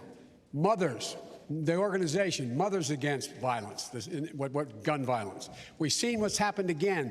Now we have all these young people marching on Washington, making sure that things are going to change. There has been a sea change. Those proposals I put forward for the president had over 50% of members of the NRA supporting them, and overwhelmingly the rest of the people supporting them. Now the numbers are much higher because they realize what I've been saying and we've all been saying is correct. Over 90% of the American people think we have to get assault weapons off the street, period. And we have to get buybacks and get them out of their basements. So the point is, things have changed. and things have changed a lot. And now what's happening is, and by the way, the way Beto handled, excuse me for saying Beto, what Congressman... That's all right. Beto's good. The way he handled what happened in his hometown is meaningful. To look in the eyes of those people, to see those kids, to understand those parents, you understand the heartache. But this is we the are problem. ready to do this. Mr. Vice President, This is the thank you. problem. You did bring up assault weapons here. Shout out to the chat. But anyways, guys, you know, if they ban assault weapons, people will still get them, just like in Chicago, you where would it's take where it's executive banned action in on New York. guns within your first 100 days, including banning imports of AR-15 assault weapons. That's right. President Obama, after Sandy Hook, more than 23 executive actions, and yet here we all are today. In recent days, former Vice President Biden has said about executive orders, some really talented people are seeking the nomination. They said, I'm going to issue an executive order. Biden saying there's no constitutional authority to issue that executive order when they say I'm going to eliminate assault weapons, saying you can't do it by executive order any more than Trump can do things when he says he can do it by executive order. Does the vice president have a point there? Some things you can, many things you can't. Let's let the senator answer. Well, I mean, I would just say, hey, Joe, instead of saying no, we can't, let's say yes, we can. Let's be constitutional. We got a constitution. And yes, we can, because I'll tell you something. The way that I think about this is I've seen more autopsy photographs than I care to tell you. I have attended more police officer funerals than I care to tell you. I have hugged more mothers of homicide victims than I care to tell you. Shout out to Dot Nothing in the chat. The idea that we would wait for this Congress, which has just done nothing, to act is just, it is overlooking the fact that every day in America, our babies are going to school to have drills, elementary, middle, and high school students, where they are learning about how they have to hide in a closet or crouch in a corner if there is a mass shooter. Which is similar to like the nuclear drills, you know, after World War II, where you like they had kids hiding under the desks. It like really does. It's really nothing. It's purposeless. And he tugged on my jacket and he said, "I had to have one of those drills." It is traumatizing our children. El Paso. And Beto, God love you for standing so courageously in the midst of that tragedy. You know, people asked me in El Paso, they said, you know, because I have a long-standing record on this issue, they said, well, do you think Trump is responsible for what happened? And I said, well, look, I mean, obviously he didn't pull the trigger, but he's certainly been tweeting out the ammunition. Senator Harris, thank you. Vice President Biden, do you still stand? I wonder how long it took for her to come up with that one. The question, speak to constitutional scholars. If, in fact, we could say, by the way, you can't own the following weapons, period. They cannot be sold anymore. Check with constitutional scholars. Now, Mr. Vice President, thank you. Congressman O'Rourke, I want to Disarm all the citizens so that only the government has weapons. Congressman O'Rourke, because I know this is personal to you. So if somebody El like Paso is Trump your comes back hometown. into power, Some on or this somebody stage even have worse. suggested a voluntary buyback for guns in this country. You've gone further. You said, quote, Americans who own AR-15s and AK-47s will have to sell them to the government, all of them. You know the critics call this confiscation. Are you proposing taking away their guns, and how would this work? I am, if it's a weapon that was designed to kill people on a battlefield. If the high impact, high velocity round, when it hits your body, shreds everything inside of your body because it was designed to do that so that you would bleed to death on a battlefield and not be able to get up and kill one of our soldiers. When we see that being used against children, and in Odessa, I met the mother of a 15-year-old girl who was shot by an AR-15, and that mother watched her bleed to death over the course of an hour because so many other people were shot by that AR-15 in Odessa and Midland. There weren't enough ambulances to get to them in time. Hell yes, we're going to take your AR-15, your AK-47. We're not going to allow it to be used against our fellow Americans anymore. Congressman, thank you. And I want to say this. What do you guys think about the idea of having teachers armed with guns? Doing that. I went to a gun show in Conway, Arkansas. to meet with those who are selling AR-15s and AK-47s and those who are buying those weapons. And you might be surprised, there was some common ground there.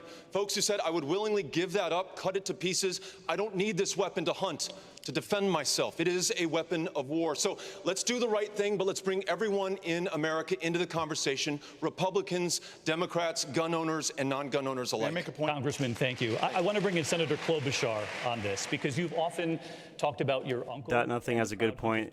He had an Minnesota. abusive teacher. Response to Congressman O'Rourke tonight. Where do you stand on mandatory gun buybacks? I so appreciate what the congressman's been doing, and I want to remind people here that what unites us is so much bigger than what divides us. Everyone up here favors an assault So do you think the millions of people who own guns are going to gladly give them away or sell them back? It would have made a huge difference if that was in place in El Paso, in that store where all those ordinary people showed such extraordinary courage, and certainly in Dayton, Ohio, where in 30 seconds, one man guns down innocent people. The cops got there in 1 minute, and it still wasn't enough to save those people. That's what unites us. You know what else unites us? And I'll tell you this. What unites us is that right now, on Mitch McConnell's desk are 3 bills: universal background checks, closing the Charleston loophole, and passing my bill to make sure that domestic abusers don't get AK-47. Senator So Klobuchar. we want to get something done. And I personally think we should start with a voluntary buyback program. That's what I think, David. But I want to finish this, because if you want action now, we got to send a message to Mitch McConnell. We can't wait until one of us. I appreciate her effort to try to moderate the agenda to here. get this done. Senator because we Klobuchar. cannot spare another innocent life. Thank you. Thank you. I want to turn to Senator Booker, because you have said just this week about guns and about the candidates on this stage that the differences do matter. Those were your words. You have argued if you need a license to drive a car in this country, you should have a license to buy a gun. Gun owners would not only have to pass a background check, they would have to obtain a federal license to buy a gun. This would require, as you know, Congress to pass legislation. If Democrats can't get universal background checks, how would you get this done? And can you name one Republican colleague of yours in the Senate right now who would be on board with this idea? So background checks and gun licensing, these are agreed to by overwhelmingly the majority of Americans. 83% of Americans agree with licensing. This is Bradley says he'd be okay with teachers having guns with proper training and vetting on a limited basis. out of my home when I moved to inner city Newark, New Jersey, and witnessed the aftermath of a shooting. It's one of the reasons why shooting after shooting after shooting in neighborhoods like mine for decades, this has been a crisis for me. It's why I was the first person to come out for gun licensing. And I'm happy that people like Beto O'Rourke are showing such courage. That's great, Mary. Mary says she won't give up her guns, and that's great because citizens should be able to protect themselves. You can't depend on the government police all the time. Personally affecting Beto to suddenly make us demand change. This is a crisis of empathy in our nation.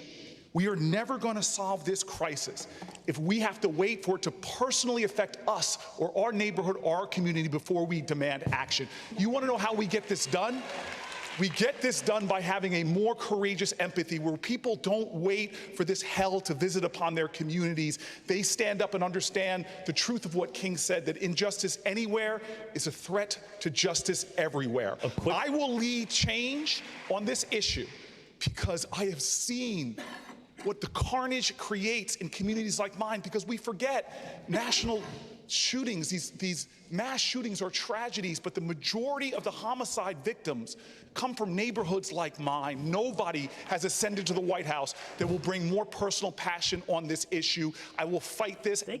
You know, I'm glad he pointed out that most of these gun homicides are in inner cities where, you know, guns are illegal. Though, because Americans watching tonight know the reality of Congress in Washington. I asked, do you have a Republican colleague in the Senate who would be on board with this idea to get this done? You know, if that was the attitude when Strom Thurmond had the longest filibuster ever on civil rights, if it was this idea that we can't get it done because of the situation in the Senate, I'm looking to lead a movement. The number one reason why governments are formed is to protect the citizenry. Think about this. We have had more people die due to gun violence in my lifetime than every single war in this country combined from the Revolutionary War till now. This is not a side issue to me. It is a central issue to me. That is the kind of fight, because the majority of homicide victims, we have a mass shooting every single day in communities like mine. We must awaken a more courageous empathy in this country so that we stand together and fight together and overwhelm those Republicans who are not even representing their constituency, because the majority of Americans, the majority of gun owners agree with me, not the corporate gun lobby. It is time for a movement on this issue, and I will lead it. Senator Booker, thank you. Senator Warren, I want to come to you next, because you have actually said in recent days that there are things you can get done with Republicans in the Senate. Key says cops shoot themselves or others with their own guns. I don't think teachers can do better. Violence problem in this country. The mass shootings are terrible, but they get all the headlines. Children die every day on streets, in neighborhoods, on playgrounds. People die from violence, from suicide and domestic abuse. And if more upstanding citizens owned guns, then you wouldn't have criminals running around shooting people because they'd be scared of getting shot back. Take to fix it. My view on this is it's not going to be one and done on this. We're going to do it, and we're going to have to do it again, and we're going to have to come back some more until we cut the number of gun deaths in this country significantly. But here's the deal. The question we need to ask is, when we've got this much support across the country, 90% of Americans want to see us do. Would it be great if they put this much focus on mental health, which has been on a steady decline in our country for years? Why doesn't it happen? And the answer is corruption, pure and simple. We have a Congress that is beholden to the gun industry. And unless we're willing to address that head on and roll back the filibuster, we're not going to get anything done on guns. I was in the United States Senate when 54 senators said, let's do background checks, let's get rid of assault weapons. And with 54 senators, it failed because of the filibuster. Until we attack the systemic problems, we can't get gun reform in this country. We've got to go straight against the industry, and we've got to change Congress so it doesn't just work for the wealthy and well-connected, so it works for the people. Senator Warren, thank you. You bring up eliminating the filibuster, which means you would need simply a simple majority in a Republican Senate to get something done. I want to turn to Senator Sanders on this, because you've said before of this, if Donald Trump supports ending the filibuster, which he's talked about himself, you should be nervous. Would you support ending the filibuster? No, but what I would support absolutely is passing major legislation, the gun legislation that people here are talking about, Medicare for all, climate change legislation that saves the planet. I will not wait for 60 votes to make that happen. And you could do it in a variety of ways. You could do that. What do you guys think of Bernie?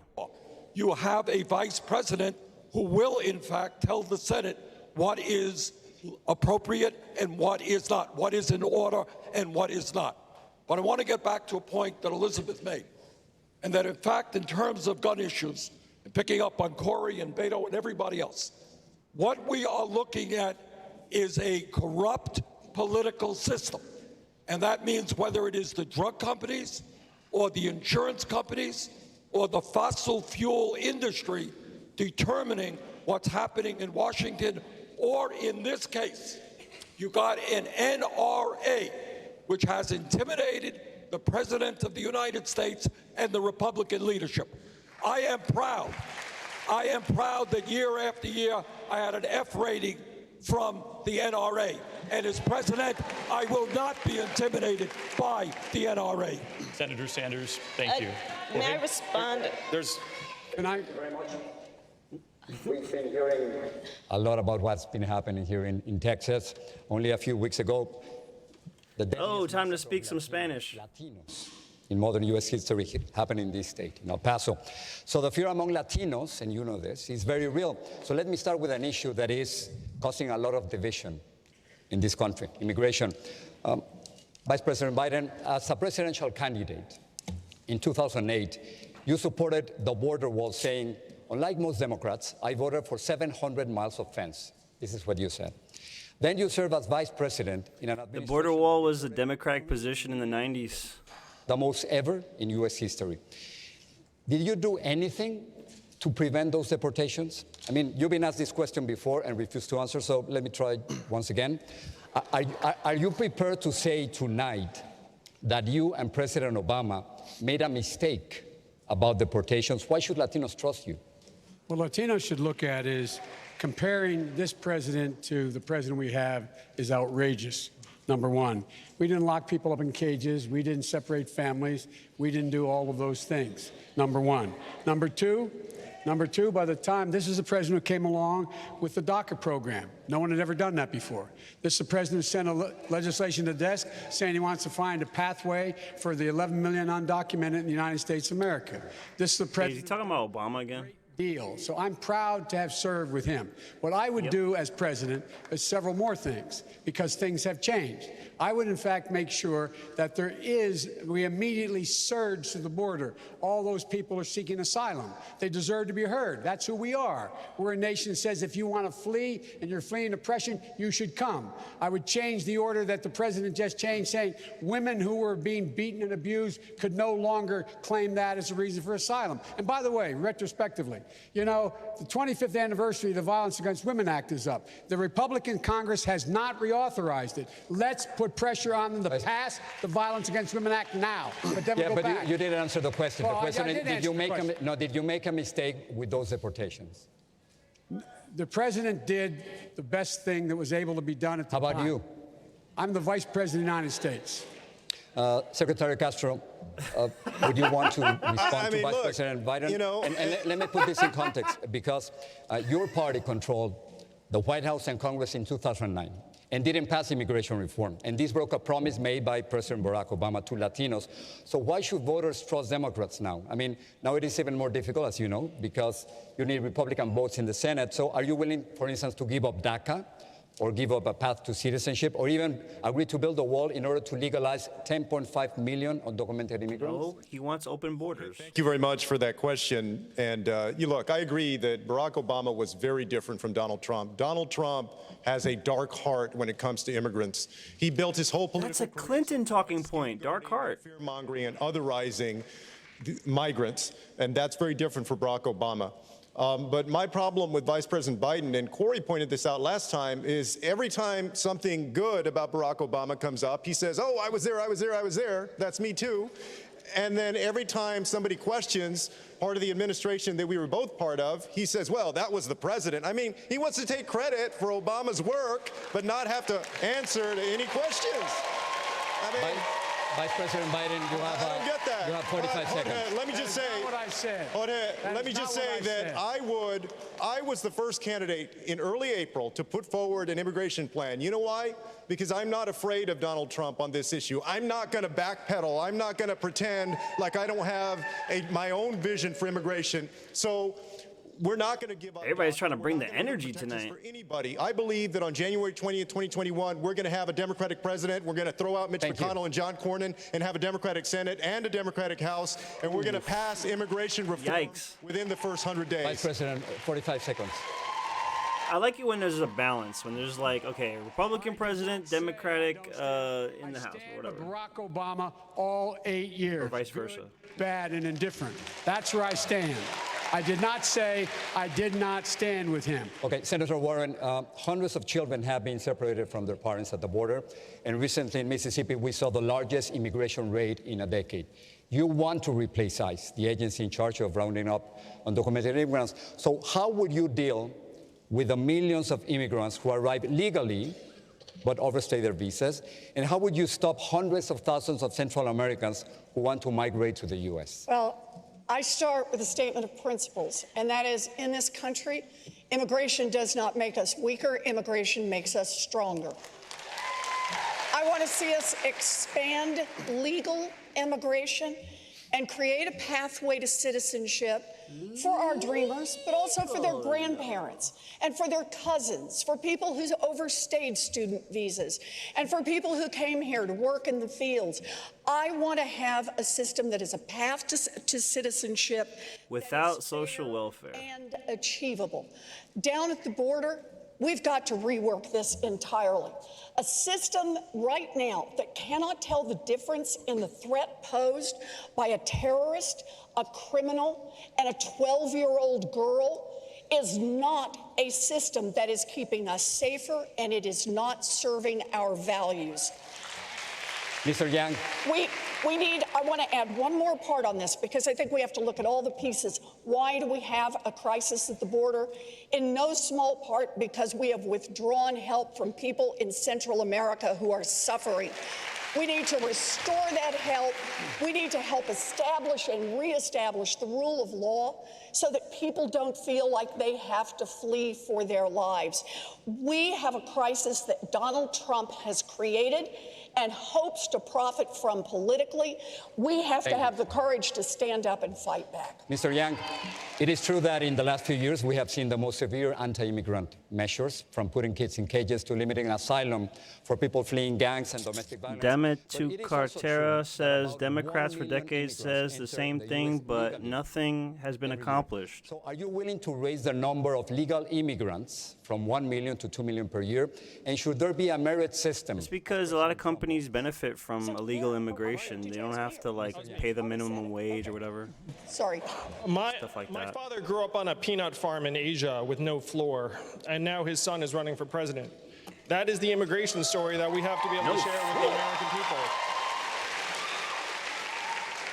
If you look at our history, almost half of Fortune 500 companies were founded by their immigrants or children of immigrants, and rates of business formation are much higher in immigrant communities. We have to say to the American people, immigrants are positive for our economic and social dynamism, and I would return the level of legal immigration to the point it was under the Obama-Biden administration. I think we have to compete for talent, and I am the opposite of Donald Trump in many ways. He says build a wall. I'm going to say to immigrants, come to America, because if you come here, your son or daughter can run for president. The water is great, and this is where you want to build a company, build The water's great. build a life. This country has been a magnet for human capital for generations. If we lose that, we lose something integral to our continued success, and that is where I would lead as president. Alcalde Pitt, tengo una pregunta para usted. Gracias. Alcalde Pitt, 8 out of 10 Latinos in Texas fear another mass shooting targeting them. This is according to a new Univision poll.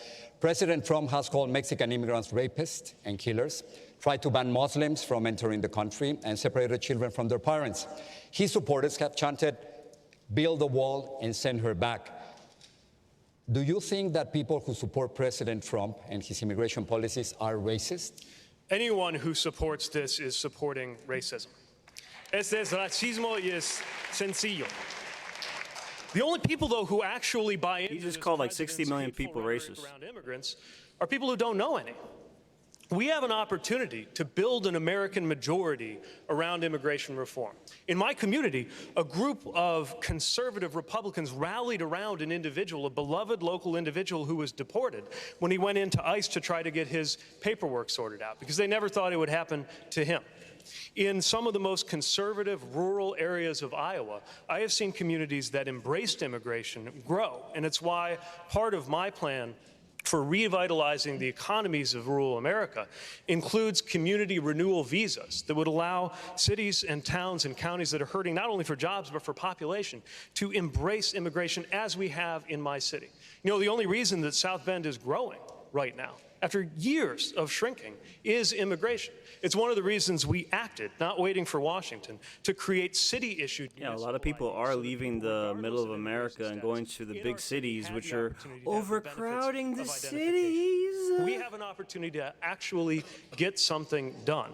But we cannot allow this to continue to be the same debate with the same arguments and the same clever lines, often among the same people, since the last real reform happened in the 1980s. We have to actually engage the American majority around the opportunities for not just growth in small communities, but our values, values of welcome, values of faith that all argue for us to manage this humanely and in a way that marries our values with our laws. Congresista Beto O'Rourke, una pregunta para usted. In an interview 8 months ago, you were asked what to do with the so-called overstayers, people who come with a visa and then stay. And you said, I don't know. Do you have an answer now? I do, and if you read the rest of that article in the Washington Post, I talked about harmonizing our entry-exit system with Mexico in the same way that we do with Canada. I think that could help us to keep a handle on visa overstays, but I think the larger question that we're trying to get at is how do we rewrite this country's immigration laws in our own image, in the image of Houston, Texas, the most diverse city in the United States of America, in the image of El Paso, Texas, one of the safest cities in the United States of America. Safe, not despite the fact that we are a city. I feel like they're giving the candidates a little bit more time to talk in this one. Is it that just me, Si or? queremos asegurar nuestras comunidades y nuestro país, necesitamos tratar cada persona con respeto y dignidad. I will lead an effort to make sure They're gonna get roasted on social media with all this in that way Spanish never speaking. cage another child, make sure that there is accountability and justice for the 7 lives lost under our care and our custody, but also face the fact that Democrats and Republicans alike voted to build a wall that has produced thousands of deaths of people trying to cross to join family or to work a job, that we have been part of deporting people, hundreds of thousands just in the Obama administration alone, who posed no threat to this country, breaking up their families. Democrats have to get off the back foot. We have to lead on this issue because we know it is right. Legalize America. Begin with those more than 1 million dreamers. Make them U.S. citizens right now in their true home country. Gracias. And extend that to their parents, their sisters, and their brothers, and ensure that we have a legal, safe, orderly system to come to this country and add to our greatness here. Thank you, George. Jorge, thank you. We're going to take a quick break. When we come back, national The security courts are foreign just policy, jammed the with impact on people American jobs and US applying for troops. citizenship and right now with illegal immigrants, what's happening is, they're being held in detention centers, but then they're also getting released and then, released and, basically put on buses to go throughout the country, like the middle of the country, and we're paying for all that shit. Dot Nothing says they got more time this debate. That's true. Dame tu cartera. Oh, I just realized what that says. Give me your purse. Dame tu cartera. Beto, go home, please. Nobody support your ideas. Yo, oh man. Beto sounds like he's in high school. Well, he doesn't sound like he kind of fixed it now. He improved his presentation this time around, his delivery.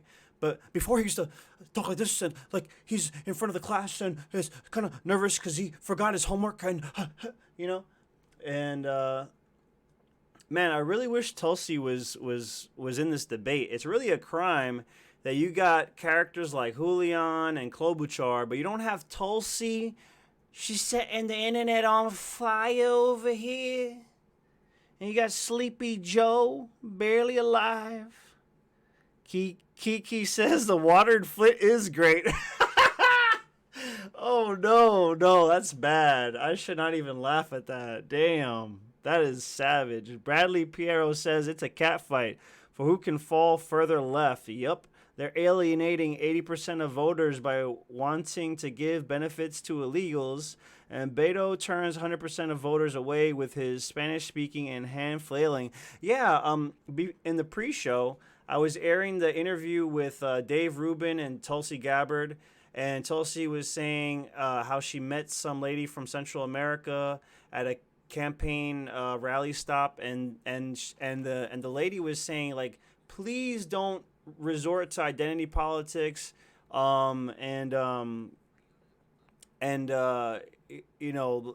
when they're speaking in Spanish in the debates, it's like pandering or like patronizing Spanish speaking people. It's like, dude, just we know English too, motherfucker. Just speak English, bro.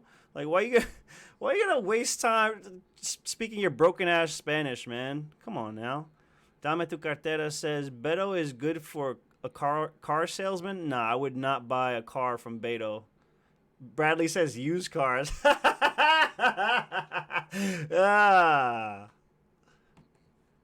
Zing. Oh, this is a longer break than I thought. What is this? What time is it? Oh, it's 9:25. This goes until we have like another hour, right? Well, again, I like that they're going deeper into these topics, you know. They're spending like a good, 10, 20 minutes on one topic and letting people speak for like a minute or two. It's definitely better than the damn CNN debates where they're like, in one word, please explain why you should be president. One word? Supercalifragilisticexpialidocious. Vote for me. What? It's so stupid. And Rachel Maddow and that other guy really annoyed the hell out of me. Thank you, ABC. It's kind of annoying with the doubling down on the Spanish speaking, but whatever.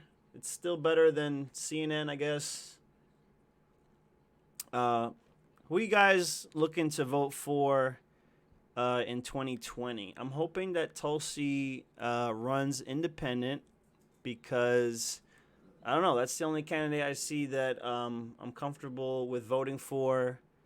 I didn't want to vote for Clinton or Trump in the last election, so I kind of just threw my vote away and voted for Jill Stein, and then I regretted that anyway because then she extorted like $1 million from people because she was like saying she's gonna what did she say, like she was gonna expose the Russian meddling or whatever, and then she raised like $1 million and then pocketed that $1 million. That fucking I'm not even gonna say it. I'm not even gonna say it, Jill Stein. Go to sleep, Jill Stein. Anyways.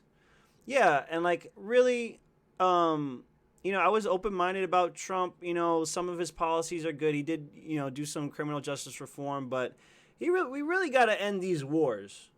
I mean, we really, really do. We've been, this war on terror has been going on, how many years? Like 18 years. It's a long, long time. I think someone said that's longer. Wait. No, never mind. That was like longer than some other occupation. I forget. Dot Nothing says, I don't vote anymore. Yeah, I don't really. Like, I voted in the last election. I don't think I voted the one before that. Dame Tu Cartera says, Bradley first said, I'm Jewish. I want to hear them speak Hebrew. Yeah. Why not speak in every single language? So that each candidate gets one sentence, and then it's translated in all 200 different languages. Dame Tu Cartera says, can't wait for Kamala laughing, going to record it and use to scare the kids on Halloween. Yeah, man, we haven't heard a scary laugh like that since Hillary Clinton.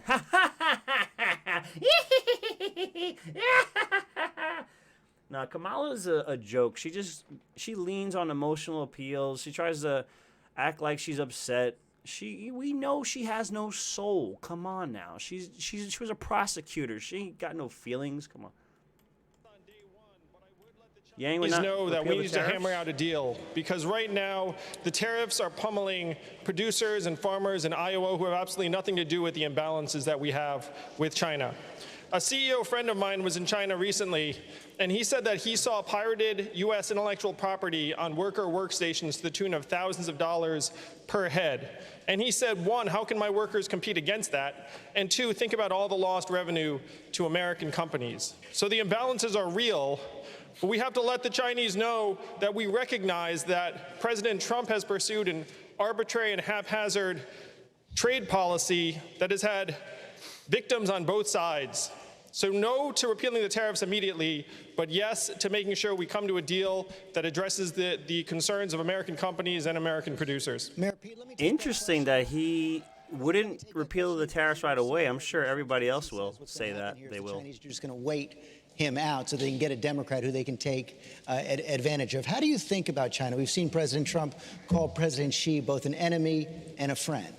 Well, the president clearly has no strategy. When I first got into this race, I remember President Trump scoffed and said he'd like to see me making a deal with Xi Jinping. I'd like to see him making a deal with Xi Jinping. Is it just me, or was that supposed to happen in, like, April? It's one more example of a commitment not made. When that happens on the international stage, people take note. Not just our competitors, our adversaries, but also our allies take note of the inability of the United States to keep its word or follow through on its plans. And when that happens, there are serious consequences. We saw it at the G7, the leaders of some of the greatest powers and economies of the world sitting to talk about one of the greatest challenges in the world, climate change, and there was literally an empty chair where American leadership could have been. The problem is, this is a moment when American leadership is needed more than ever, whether it's in Hong Kong, where those protesters for democracy need to know that they have a friend in the United States, or anywhere around the world where increasingly we see dictators throwing their weight around. The world needs America, but it can't be just any America. Would you repeal the tariffs? I would have a strategy that would include the tariffs as leverage, but it's not about the tariffs. Look, what's going on right now is a president who has reduced the entire China challenge into a question of tariffs, when what we know is that the tariffs are coming down on us more than anybody else, and there's a lack of a bigger strategy. Senator Klobuchar, you've actually supported the tariffs on steel. What we've got right now, though, George, it's not a focused tariff on steel. What he has done here, he has assessed these tariffs on our allies. He has put us in the middle of this trade war, and he is treating our farmers and our workers like poker chips in one of his bankrupt casinos. And if we are not careful, he is going to bankrupt this country. One forecast recently says that it has already cost us 300,000 jobs. All right? There is soybeans that are mounting up in bins all over the Midwest, in my state of Minnesota and in Iowa. So what I think we need to do is to go back to the negotiating table. That's what I would do. I wouldn't have put all these tariffs in place, and I wouldn't have had a trade policy where on August 1st he announces he's going to have tariffs on $300 billion of goods. On August 13th, he cuts it in half. A week later, he says he's going to reduce taxes. The day after that, he says he's going to do it. The leaders of the world are watching this, and it undermines our strength as a nation.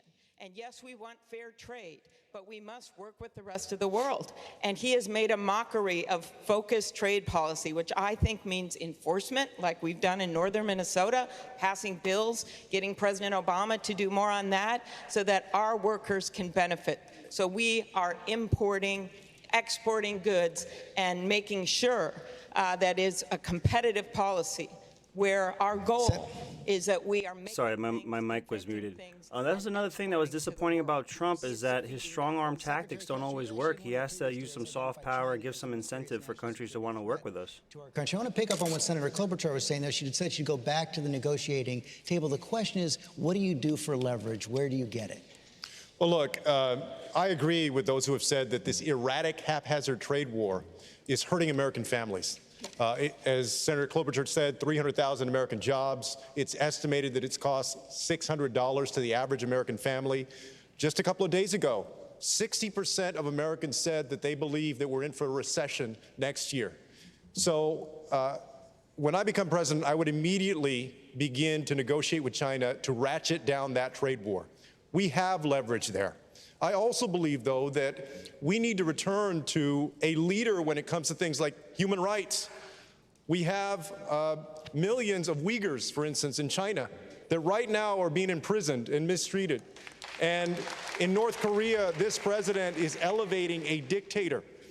We need to stop that. We need to return to ensuring that America leads again on human rights. When it comes to this trade war, I would immediately begin ratcheting that trade war. But then with Kim Jong-il, what are you going to do? Are you going to bomb him, though?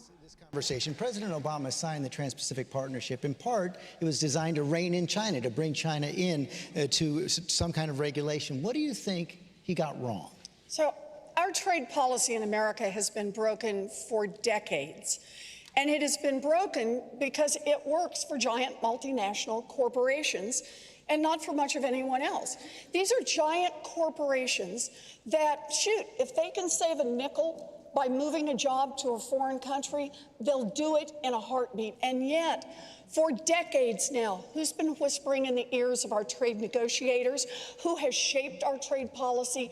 It's been the giant corporations. It's been their lobbyists and their executives. The way we change our trade policy in America is, first, the procedures. Who sits at the table? I want to negotiate trade with unions at the table. I want to negotiate it with small farmers farmers at the table. I want to negotiate it with environmentalists at the table. I want to negotiate with human rights activists at the table. And you asked the question about leverage. If I can just respond to that one. The leverage? Are you kidding? Everybody wants access to the American market. That means that we have the capacity to say right here in America, you want to come sell goods to American consumers, then you've got to raise your standards. You've got to raise your labor standards, and you've got to raise your environmental standards so our companies can compete on a level playing field. We can use trade not to undermine American workers and not to undermine American farms and not to undermine small businesses in this country. We can use trade to help build a stronger economy. Senator Harris, how would your trade policy differ from President Obama's? Well, first of all, I have no criticism of that more than just looking at where we are now, which is that we've got a guy in the White House who has been erratic on trade policy. He conducts trade policy by tweet, frankly, born out of his fragile ego. It has resulted in farmers in Iowa with soybeans rotting in bins, looking at bankruptcy. When we look at this issue, my trade policy under a Harris administration is always going to be about saying we need to export American products, not American jobs. And to do that, we have to have a meaningful trade policy. I am not a protectionist Democrat. Look, we need to sell our stuff, and that means— By the way, guys, have you heard she's a top-tier candidate? Policies that allow that to happen. You asked earlier about China. It's a complicated relationship. We have to hold China accountable. They steal our products, including our intellectual property. They dump substandard products into our economy. They need to be held accountable. We also need to partner with China on climate and the crisis that presents. We need to partner with China on the issue of North Korea. I am on, and I think the only person on this stage, the Senate Intelligence Committee and the Senate Homeland Security Committee. We need a partner on the issue of North Korea. But the bottom line is this: Donald Trump, in office on trade policy, you know, he reminds me of that guy in The Wizard of Oz. You know, when you pull back the curtain, it's a really small dude. Okay, I gotta give her that one. I'm not even going to take the bait, Senator Harris, but I am going to take this to Senator. George, it wasn't about you. I'm going to take this to Senator Sanders right now There is a reason why, in the last 45 years, the average American today, despite an explosion of technology and worker productivity, is not making a penny more than he or she made 45 years ago. And one of the reasons is that for decades we have had disastrous trade policies. And I got to say to my good friend Joe Biden, Joe and I strongly disagree on trade. I helped lead the opposition to NAFTA and PNTR, which cost this country over 4 million good-paying jobs. And what happened is people who had those jobs ended up getting other jobs, making 50% of what they made. Kind of sounds like the Cookie Monster today. So Trump obviously hasn't a clue. Trump thinks that trade policy is a tweet at 3 o'clock in the morning. What we have got to do is develop a trade policy that represents workers, represents the farmers in the Midwest and elsewhere. David Cantera says, I forgot Bernie was there. Bradley says, Bernie forgot he was there too. Probably more like a, you can say that about Biden. Goes abroad and then thinks they're going to get online to get a lucrative federal contract under Bernie Sanders. They got another guess coming. Vice President Biden, he invoked your name. Yeah.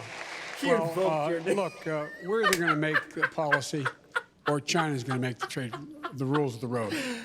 We make up 25%. He invoked his name like Jesus Christ. We need another 25% to join us. And I think Senator Warren is correct. At the table has to be labor, and at the table have to be environmentalists. The fact of the matter is, China, the problem isn't the trade deficit. The problem is they're stealing our intellectual property. The problem is they're violating the WTO. They're dumping steel on us. That's a different issue than whether or not they're dumping agricultural products on us. In addition to that, we're in a position where if we don't set the rules, we, in fact, are going to find ourselves with China setting the rules. And that's why you need to organize the world to take on China to stop the corrupt practices that are underway. Senator Booker, close out this round. Sure. There's one point we're really missing. Yeah, but does he really mean that? Because if he's Mr. I was with Obama and Obama bowed to the Chinese. Isolated an America alone policy. Exactly. From trade to battling China to the global crisis of climate change, the challenges in the Middle East, he is pulling us away from our allies, out of the Iran deal, out of the Paris Climate Accords. And on trade, he's deciding to take on China while at the same time taking on tariff battles with all of our allies. You literally have him using a national security waiver to put tariffs on Canada. Now, look, I'm the only person on the stage that finds Trudeau's hair very menacing, but they are not a national security threat. Nice we try. cannot go up against China alone. This is a president that has a better relationship with dictators like Duterte and Putin than he does with Merkel and Macron. We are the strongest nation on the planet Earth, and our strength is multiplied and magnified when we stand with our allies in common cause and common purpose. That's how we beat China. That's how we beat climate change on the planet Earth. And that's how American values are the ones that lead on issues of trade and workers' rights. David. George, thank you. I want to turn now to our troops overseas and to America's longest war in Afghanistan. U.S. talks with the Taliban. Damitu Katera says Bernie saving the best for the end. Everything free for everyone. Many of you have weighed in on that already, so I want to move past that tonight to what all of you have promised on the campaign trail. Many of you on this stage have said you'd bring the troops home in your first term. Others have said in your first year. Senator Warren, we all know the presidency is much different from the campaign trail. President Obama wanted to bring the troops home. President Trump promised to bring the troops home. And you have said of Afghanistan, let's help them reach a peace settlement. It is time to bring our troops home, in your words, starting right now. Would you keep that promise to bring the troops home starting right now? Nope. Once the military-industrial complex gets there, nope. And I'll tell you why. She said yes. What we're doing right now in Afghanistan is not helping the safety and security of the United States. It is not helping the safety and security of the world. It is not helping the safety and security of Afghanistan. We need to bring our troops home. And then we need to make a big shift. We cannot ask our military to keep solving problems that cannot be solved militarily. We're not going to bomb our way to a solution in Afghanistan. We need to treat the problem of terrorism as a worldwide problem. And that means we need to be working with all of our allies, our European allies, our Canadian allies, our Asian allies, our allies in Africa and in South America. We need to work together to root out terrorism. It means using all of our tools. It means economic investment. It means expanding our diplomatic efforts instead of hollowing out the State Department and deliberately making it so we have no eyes and ears in many of these countries. We need a foreign policy that is about our security and about leading on our values. Senator Warren, a quick follow on that, because top U.S. leaders, military leaders on the ground in Afghanistan told me you can't do it without a deal with the Taliban. You just said you would. You would bring them home. What if they told you that? Would you listen to their advice? I was in Afghanistan with John McCain 2 years ago. Fuck Afghanistan. Let's get the fuck out. Trip before he was sick. And I talked to people. We did. We talked to military leaders, American and local leaders. We talked to people on the ground and asked the question, the same one I ask on the Senate Armed Services Committee, every time one of the generals comes through. Show me what winning looks like. Tell me what it looks like. And what you hear is a lot of because no one can describe it. And the reason no one can describe it is because the problems in Afghanistan are not problems that can be solved by a military.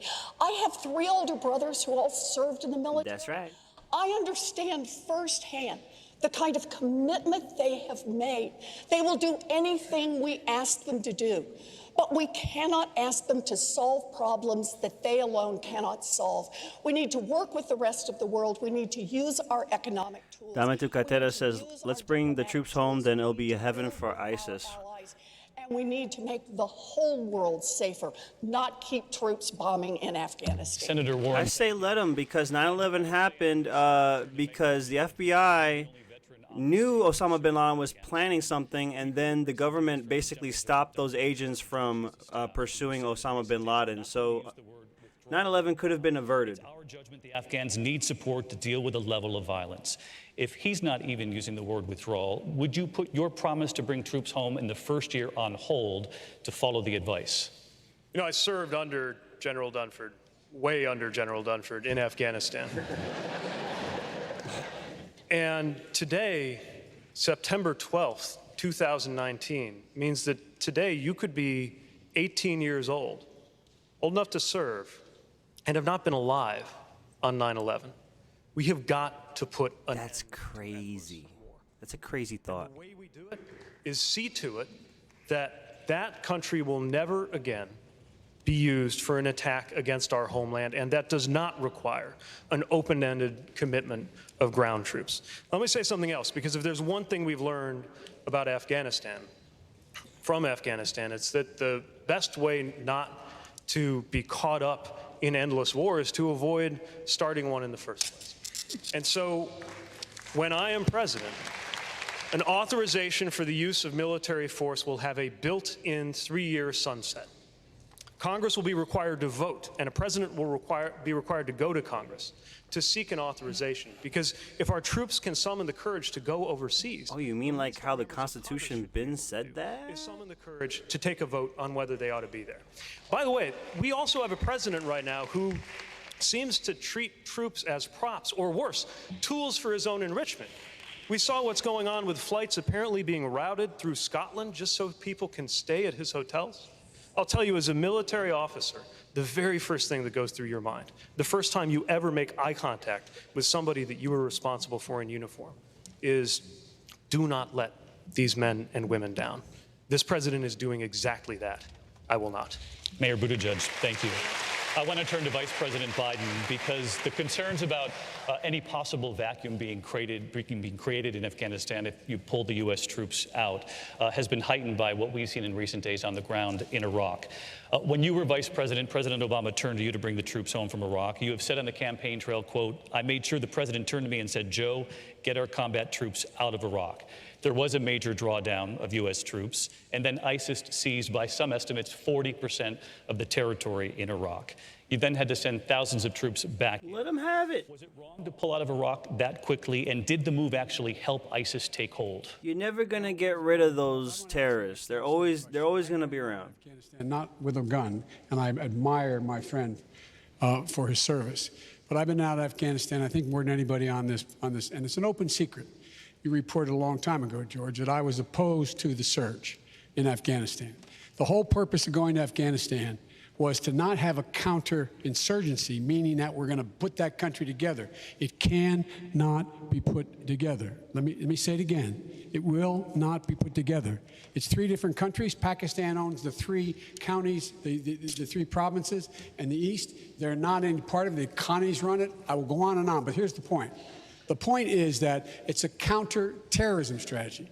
We can prevent the United States from being the victim of terror coming out of Afghanistan by providing for bases, insist that Pakistanis provide bases for us to airlift from and to move against what we know. We don't need those troops there. I would bring them home, and Joe Dunford's a fine guy, but this has been an internal argument we've had for 8 years. With regard to Iraq, the fact of the matter is that, I should have never voted to give Bush the authority to go in and do what he said he was going to do. The AUMF was designed, he said, to go in and get the Security Council to vote 15-0 to allow inspectors to go in to determine whether or not anything was being done with chemical weapons or nuclear weapons. And when that happened, he went ahead and went anyway without any of that proof. I said something that was not meant the way I said it. I said from that point on, what I was argued against in the beginning, once he started to put the troops in was that, in fact, we were doing it the wrong way. There was no plan. We should not be engaged. We didn't have the people with us. We didn't have our alliance. We didn't have allies with us, et cetera. And it was later, when we came into office, the president turned to me and said, Joe, when they said we had a plan to get out, he turned to the whole security and said, Joe will organize this, get the troops home. My son spent a year in Iraq, and I understand. And we were right to get the combat troops out. The big mistake that was made, which we predicted, was that you would not have a circumstance where the Shia and the Kurds would work together to keep ISIS from moving in. Mr. Vice President, thank you. I want to turn to Senator Sanders on this because the concern over Afghanistan is very similar to what we saw in Iraq when the troops came out. ISIS filled that vacuum.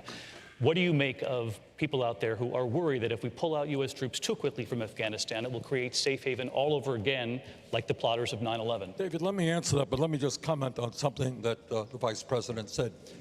You talked about the big mistake in Iraq and the surge. The truth is, the big mistake, the huge mistake, and one of the big differences between you and me, I never believed what Cheney and Bush said about Iraq. I voted against the war in Iraq and helped lead the opposition. And it's sad to say, I mean, I kind of, had the feeling that there would be massive destabilization in that area if we went into that war. As the former chairman of the Senate Committee on Veterans Affairs, I want to pick up on what Pete said. We cannot express our gratitude to all of the men and women who have put their lives on the line to defend us, who have responded to the call of duty. But I think also I am the only person up here to have voted against all three of Trump's military budgets. I don't think we have to spend $750. Yeah, bro, you're gonna need to cut that Department of Defense budget if you're gonna spend $30 trillion on healthcare and college and all that. How many trillions? Bring this world together. Bring it together on climate change. Bring it together in fighting against terrorism. And make it clear that we as a planet, as a global community, will work together to help countries around the world rebuild their struggling economies and do everything that we can to rid the world of terrorism. But dropping bombs on Afghanistan and Iraq was not the way to do it. Senator Sanders, thank you. I want to take this to Mr. Yang. You share the stage, as you know, when we talk about troops in Iraq and Afghanistan with the Vice President who was in the Situation Room, with senators who are on the Senate Armed Services, the Foreign Relations Committees, with an Afghanistan veteran who is on the stage tonight. As you share the stage with these candidates, what makes you the most qualified on this stage to be Commander-in-Chief? I've signed a pledge to end the forever wars. We've been in a state of continuous armed conflict for 18 years, which is not what the American people want. We have to start owning what we can and can't do. We're not very good at rebuilding countries, and if you want proof, all you have to do is look within our own country at Puerto Rico. We've spent trillions of dollars to unclear benefits, lost thousands of lives, and thank you, Pete, for your service. And the goal has to be to rebuild the relationships that have made America strong for decades. I would lead our armed forces with restraint and judgment. What the American people want is simply a president who has the right values and point of view, and they can trust to make the right decisions when it comes to putting our young men and women into harm's way. And that's what I would do as president. Mr. Yang, thank you. Jorge? Thank you very much. Vamos a hablar de América Latina. You haven't been asked about Latin America in the previous debate, so let's begin. Senator Sanders, one country where many immigrants are arriving from is Venezuela. A recent UN fact-finding mission found that thousands have been disappeared, tortured, and killed by government forces in Venezuela. You admit that Venezuela does not have free elections, but still you refuse to call Nicolás Maduro un dictador, a dictator. Can you explain why, and what are the main... He's got to defend the socialism. And the one being imposed in Venezuela, Cuba, and Nicaragua? Well, first of all, let me be very clear. Anybody who does what Maduro does is a vicious tyrant. What we need now is international and regional cooperation for free elections in Venezuela. so that the people of that country can create their own future. In terms of democratic socialism, to equate what goes on in Venezuela with what I believe is extremely unfair. I'll tell you what I believe in terms of democratic socialism. I agree with what goes on in Canada and in Scandinavia, guaranteeing... And Cuba under Castro, he was a fan of Fidel. The United States should not be the only major country on earth not to provide paid family and medical leave. I believe that every worker in this country deserves a living wage and that we expand the trade union movement. I happen to believe also that what, to me, democratic socialism means is we deal with an issue we do not discuss enough, Jorge, not in the media and not in Congress. You got 3 people in America owning more wealth than the bottom half of this country. You got a handful of billionaires controlling what goes on in Wall Street, the insurance companies, and in the media. Maybe, just maybe, what we should be doing is creating an economy that works for all of us, not 1%. That's my understanding of democratic socialism. I can agree with that sentiment, but the means of which he wants to implement that is not good. Because he is a dictator. And what we need to do is to, along with our allies, make sure that the Venezuelan people get the assistance that they need, that we continue to pressure Venezuela so that they'll have free and fair elections, and also here in the United States, offer temporary protected status, TPS, to Venezuelans. That is something that the Trump administration has failed to do. For all of his big talk about supporting the Venezuelan American community, he has failed. I will not. I also believe that we need to do things like a 21st century Marshall Plan for Honduras, El Salvador, and Guatemala so that people can find safety and opportunity at home instead of having to make the dangerous journey to the United States. And under my administration, we're going to put renewed focus on Latin America. It makes sense. They're our neighbors, and we have a lot of things in common. It also makes sense that because we have a country like China that is going around the world to places like Africa and Latin America, making their own relationships, strengthening those. The United States needs to strengthen its partnerships in Latin America immediately. Thank you, and I will. I can agree with that. The United States has really screwed over Latin America over the past many decades. Eating less meat is one way to help the environment. You are a vegan since 2014. That's obviously a personal choice. But President Trump and Brazil's President Bolsonaro are concerned that climate change regulations could affect economic growth. So should more Americans, including those here in Texas and in Iowa, follow your diet? First of all, I want to say no. Actually, I want to. A recent study has proven that the methane from cows is not what's causing climate change. It's a different kind of methane from fracking. Let's just be clear. The factory farming going on that's assaulting this corporate consolidation in the agriculture industry. One of the reasons why I have a bill to put a moratorium on this kind of corporate consolidation is because this factory farming is destroying and hurting our environment, and you see independent family farmers being pushed out of business because of the kind of incentives we are giving that don't line up with our values. That's what I'm calling for. But I want to switch because we don't have a crowded debate stage. We were talking about Afghanistan and Iraq. It annoys me that we had a conversation about our troops overseas and we didn't say one word about veterans in our country. We have a shameful reality in America that we send people off to war and they often come home with invisible wounds, hurts, and harms. They're disproportionately homeless. You hear stories about women waiting for months for gynecological care through the VA. It is very important that as we, as a country, understand that we are not going to solve every problem with this outrageous increased militarism, that we also make sure that we stand up for the people that stood for us. We end our national anthem with Home of the Brave. It's about time we make this a better home for our bravest. Congressman But let's take away all their guns forcefully. This town 2 years ago, and not only is the Amazon burning, Greenland is melting at a record pace. The last 5 years have been the hottest ever recorded, and we have a viewer's question about this. What meaningful action will you take to reverse the effect of climate change, and can we count on you to follow through if your donors are against it? Yes, we will follow through regardless of the political consequences or who it offends, because this is the very future of our planet and our ability for our children and grandchildren to be able to survive on it.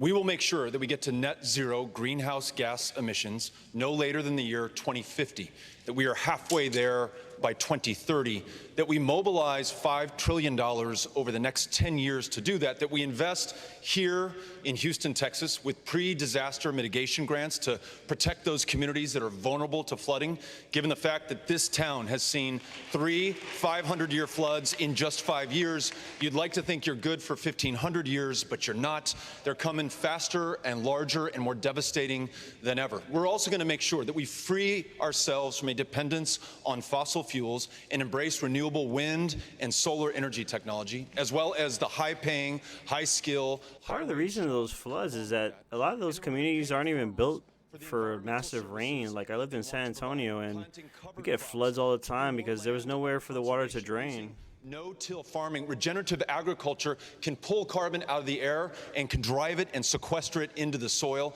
That's the way that we're going to meet this challenge, and we're going to bring everyone into the solution. Many of you want to comment.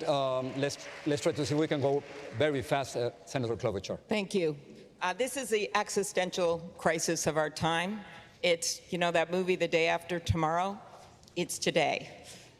We have seen a warming in our world like never before. We're seeing flooding in the Midwest, flooding in Houston, fires in the West. And I think having someone leading the ticket from the Midwest will allow us to talk about this in a different way and get it done.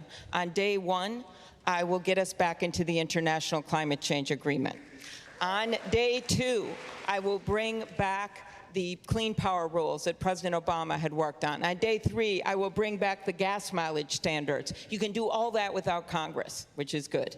On day 4, 5, and 6, I will, working with Congress and mayors and business people all over the country, introduce sweeping legislation to get at that 2050 goal. And on day 7, you're supposed to rest, but I won't.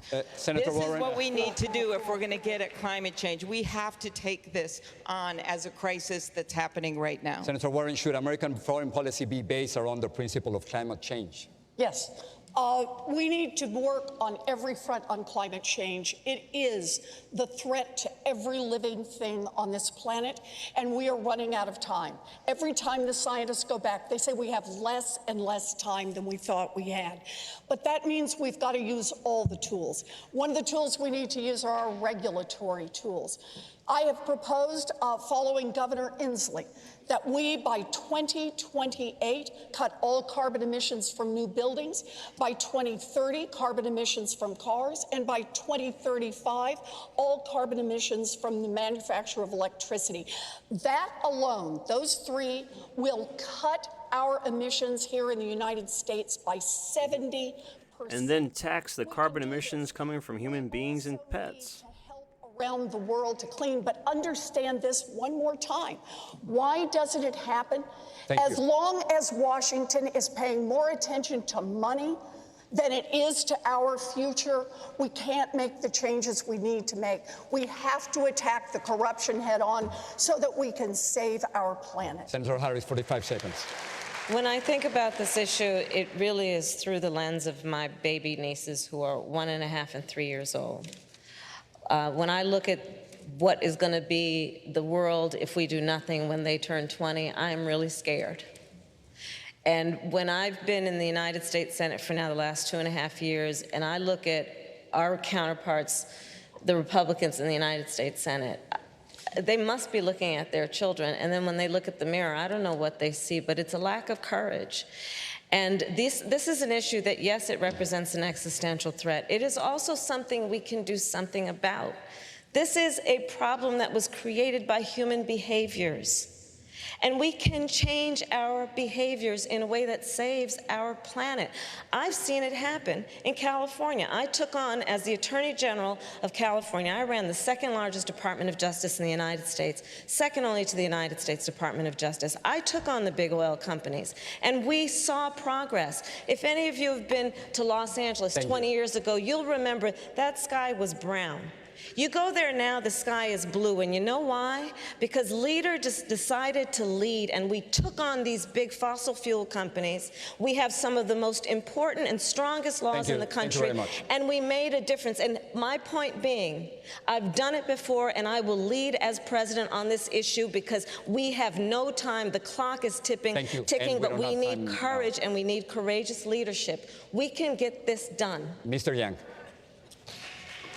So to follow up on what Elizabeth said, why are we losing to the fossil fuel companies? Why are we losing to the gun lobby and the NRA? And the answer is this. We all know, everyone on the stage knows, that our government has been overrun by money and corporate interests. Now, everyone here has a plan to try and curb those corporate interests, but we have to face facts. Money finds a way. Money will find its way back in. So what is the answer? The answer is to wash the money out with people-powered money. My proposal is that we give every American 100 democracy dollars that you can only give to candidates and causes that you like. This would wash out the lobbyist cash by a factor of 8 to 1. That is the only way we will win. And as someone running for president, I'll tell you, there's the people on one side and the money on the other. The only way for us to win is if we bring them together. Thank you, Mr. Yang. Lindsay.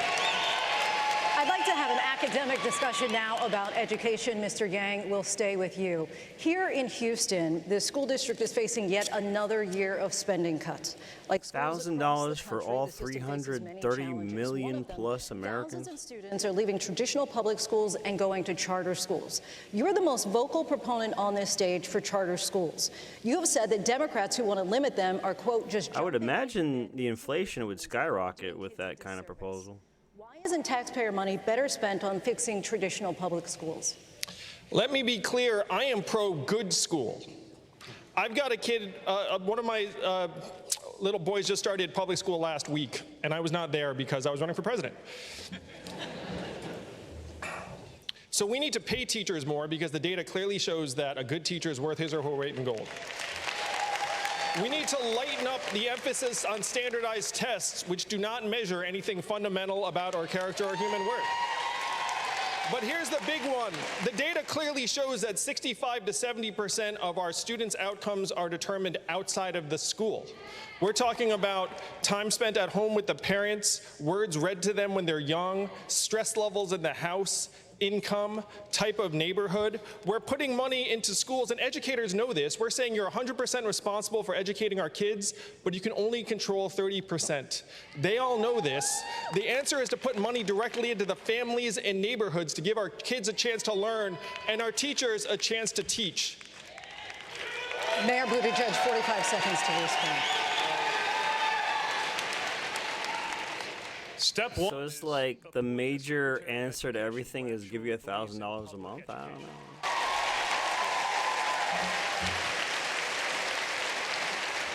I mean, don't get me wrong. I would love $1,000 a month. In order to strengthen it, some things are very complex for preparing for a future where knowledge is at your fingertips. I just don't know if that would be the best thing for the economy. Social and emotional learning. Some of it is extremely simple. We've just got to pay teachers more.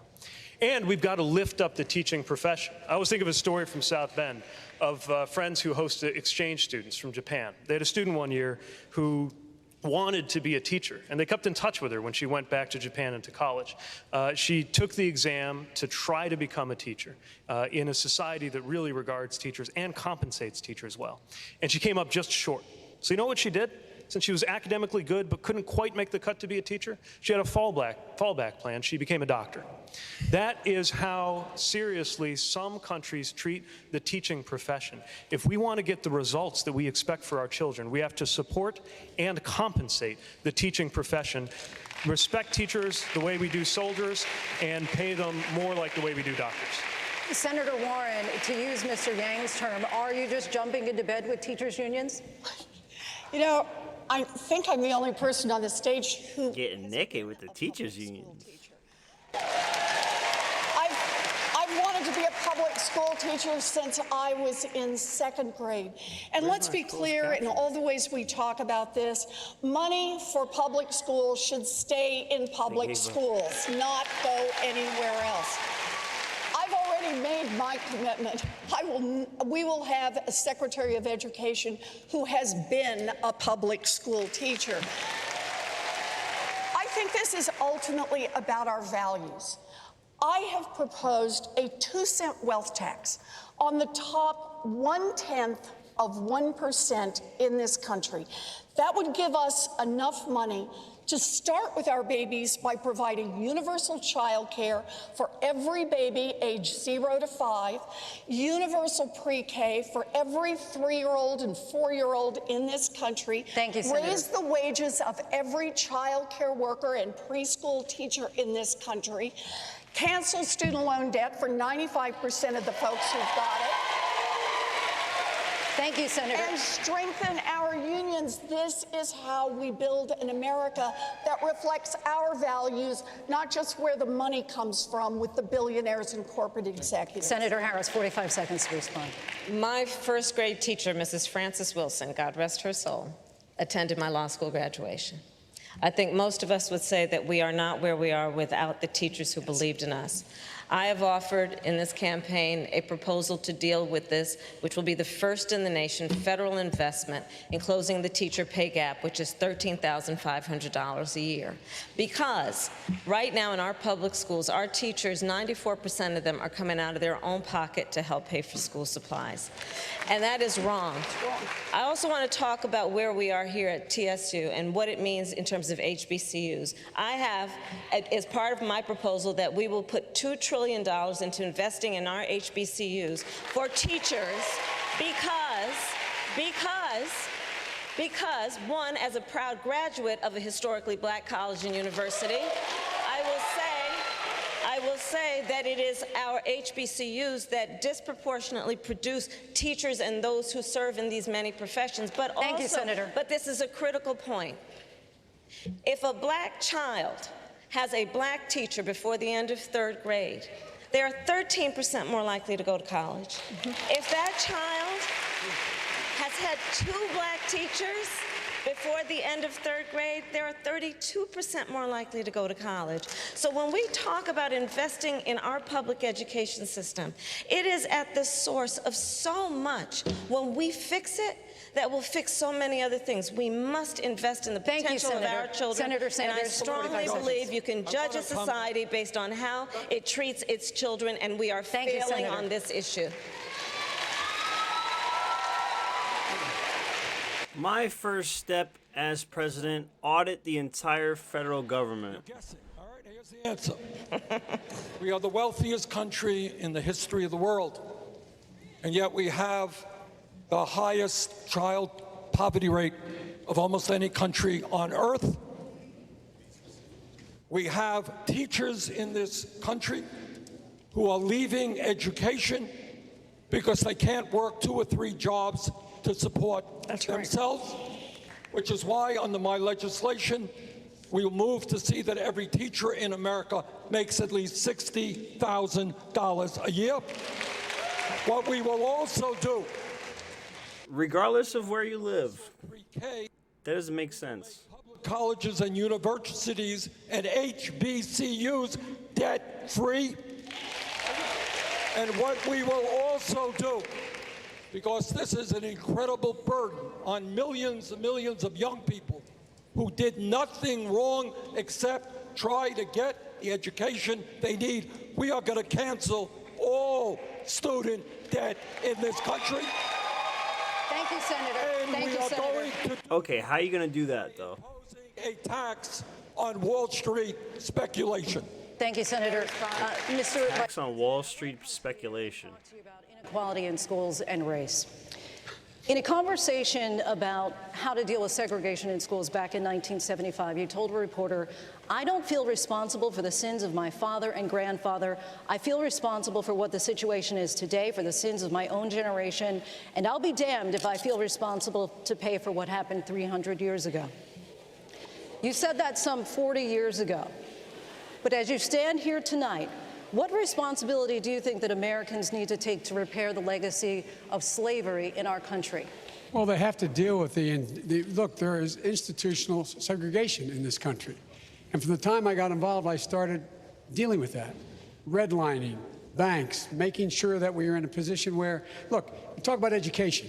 I propose that what we take is those very poor schools, the Title I schools, triple the amount of money we spend from $15 to $45 billion a year. Give every single teacher a raise to the equal raise of getting out the $60,000 level. Number two, make sure that we bring in to help the teachers deal with the problems that come from home. The problems that come from home, we have one school psychologist for every 1,500 kids in America today. It's crazy. The teachers are, and I'm married to a teacher. My deceased wife is a teacher. They have every problem coming to them. We have to make sure that every single child does, in fact, have 3-, 4-, and 5-year-olds go to school, not daycare, school. We bring social workers into homes of parents to help them deal with how to raise their children. It's not that they don't want to help. They don't know quite what to do.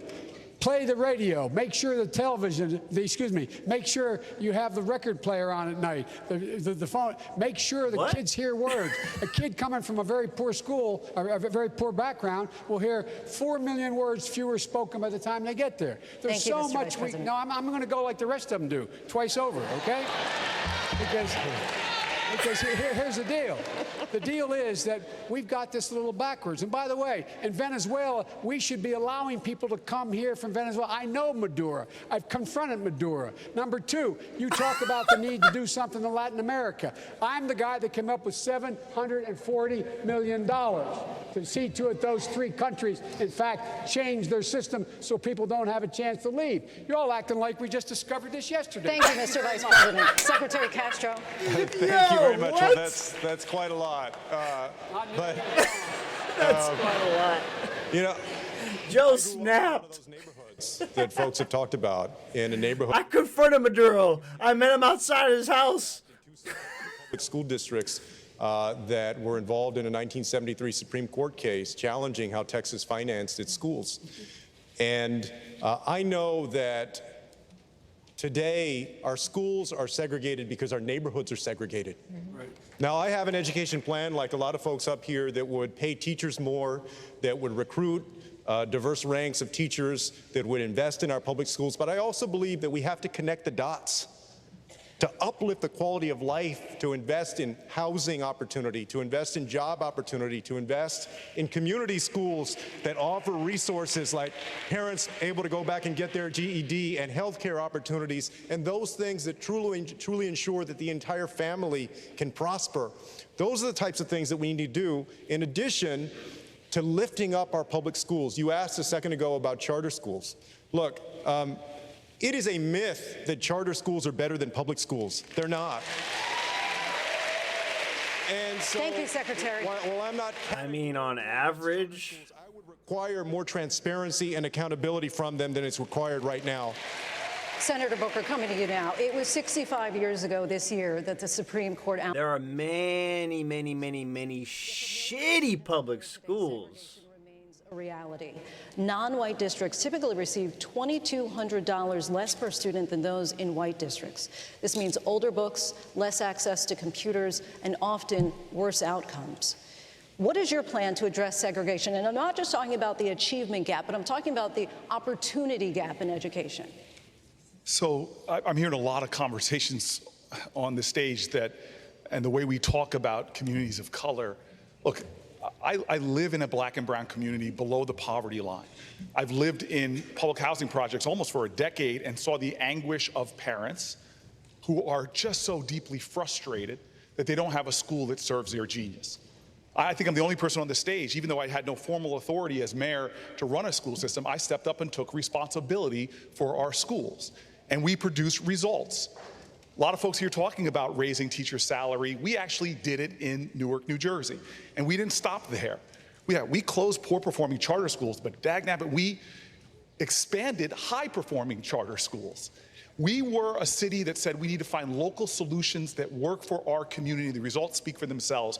We're now the #1 city in America for beat the odds schools, from high poverty to high performance. Strategies like investing in our children work. And I'll tell you this, I am tired of us thinking about these problems isolated, disconnected from other issues. That's why my friend Secretary Castro is 100% right. We are in the reality we are right now because, Vice President, of overtly racist policies, not 400 years ago, just in my lifetime. that we're redlining communities, disinvesting in communities. And more than just that, my kids are not only struggling with racial segregation in housing and the challenges of underfunded schools, but they're also struggling with environmental injustice.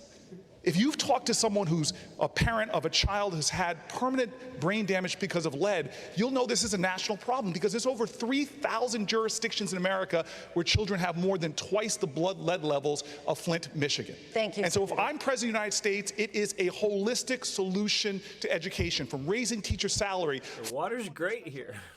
But combating the issues of poverty, combating the issues of racial segregation, combating the issues of a criminal justice system that takes parents away from their kids, and dealing with environmental justice as a major pillar of any climate policy.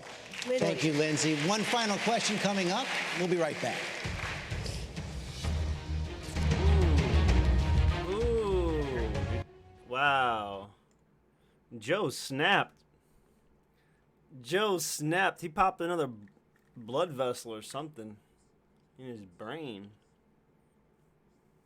Come on.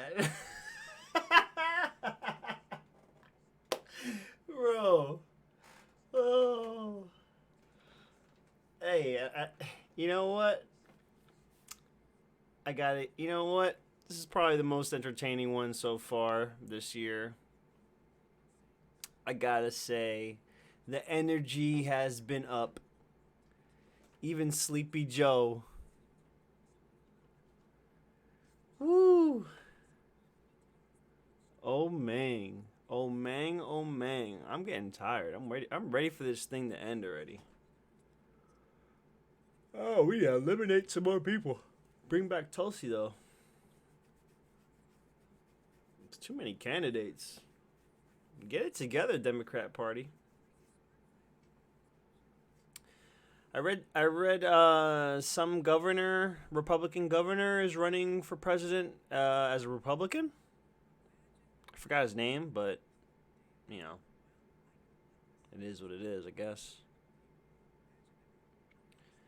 So they just got one more question, and then that's the end of the debate. Please make sure to subscribe to the channel. If you're watching on YouTube, if you're watching on Periscope, sorry I can't see your chat right now, but follow me on Twitter at the MC Faceman, THEMC Faceman. And my main channel actually got, which is all my main YouTube channel, the MC Faceman, got a live stream ban for like 90 days because I streamed the last debate off of CNN.com. So hopefully I don't ban this one from streaming. And we're back. We're behind the scenes at the ABC News debate here at Texas Southern University, and I am here with ABC News contributor, Democracy for America chairwoman Yvette Simpson. Great to see you, Yvette. So we were talking before the debate about your expectations. Yeah. And who's having the best night so far? It's a good night. Like, Kamala has had some great moments. She's really showing herself strong, I think, talking directly to You know what? She had that one joke, but other than that, laugh nice. I think everybody is doing a really good job today. I am very impressed with this field, and I think what we're seeing is people shine on issues that they are great at. And so you're seeing, you know, Biden and talk about his history. I know he got tripped up a bit. He's finding his way back. You see Warren and you see Bernie doing their thing. Their tag. Biden has like Alzheimer's or dementia or something, dude. On Twitter, do you think there was a fair attack? I don't think it's fair. I mean, we are preparing for someone who's going to take on Trump. Trump is not going to be nice. And I think at the end of the day, we have to make sure that we're preparing this guy for a rough and tumble thing. And exactly. Oh, you don't remember what you just said is a fair, you know, assessment. I'm all about civility, but I'm also about this is our test for the real competitor. Trump is not going to be nice. He is going to come after our nominee, and we need to prepare the front runner for that. And I can't wait. I can't wait. I can't wait.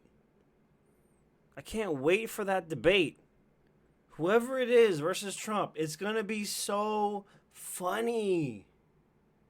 It's going to be so meme-worthy.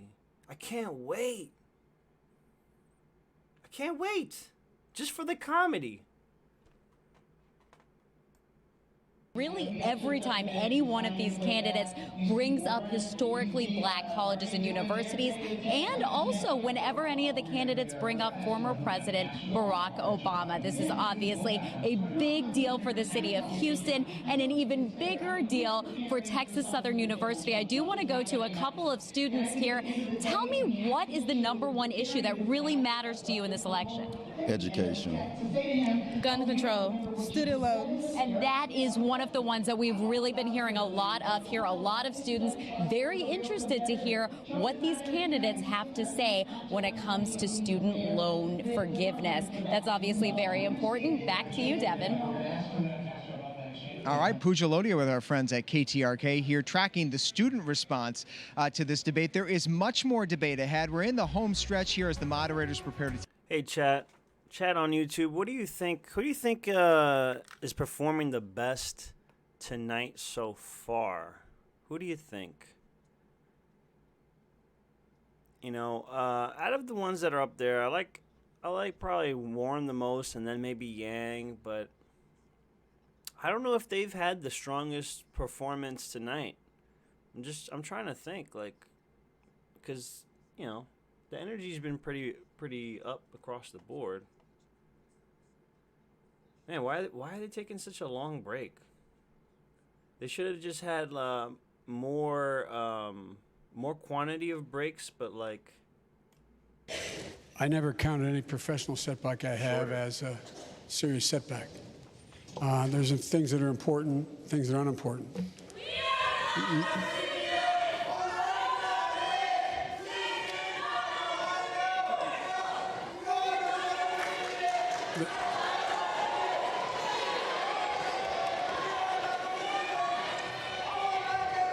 We're going to clear the protesters now. Just 1 minute.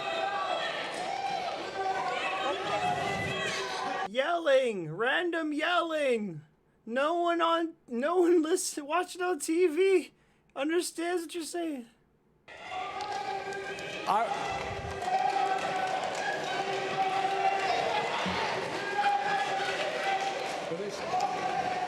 Sparko. I'm sorry. We're sorry. Go ahead. It'd be funny if somebody threw a shoe like they did to Bush. I think the most critical setback that can occur to anyone is to lose. Well, my dad had an expression. He said, "Joey, it's not a question of succeeding whether you get knocked down; it's how quickly you get up." And he used to say, "Never explain and never complain." And then go on to say that the only obligation that really matters, the most important thing, is family. And so I was raised to believe that that was the center of everything, family. And it could be judged on based how you treat your family and how you went from there. And it took, Kierkegaard said, faith sees best in the dark.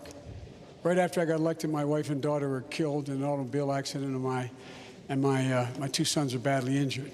And I just been elected, not sworn in. And I lost my faith for a while. I came back. And then later, when my son Bo came home from Iraq and with a terminal disease, and a year and a half later, losing him was like losing part of my soul. But the fact is that I learned that the way you deal with it is you deal with finding purpose in what you do. And that's why I hope he's proud of me today, because he wanted to make sure I didn't run for president, but I stayed engaged. Because when you get hit badly, whether you're losing a job or you're raising a family like my dad, where you have to make that longest walk up the stairs to tell your kid you can't live here anymore, dad lost his job, we've all went through that, some form or another. And it just for me, the way I've dealt with it is finding purpose. And my purpose is do what I've always tried to do and stay engaged in public policy. But there's a lot of people that through a lot worse than I have, get up every single morning, put their feet 1 foot in front of another without the help I had. They're real heroes out there. Thank you, Mr. Vice President. Senator Warren.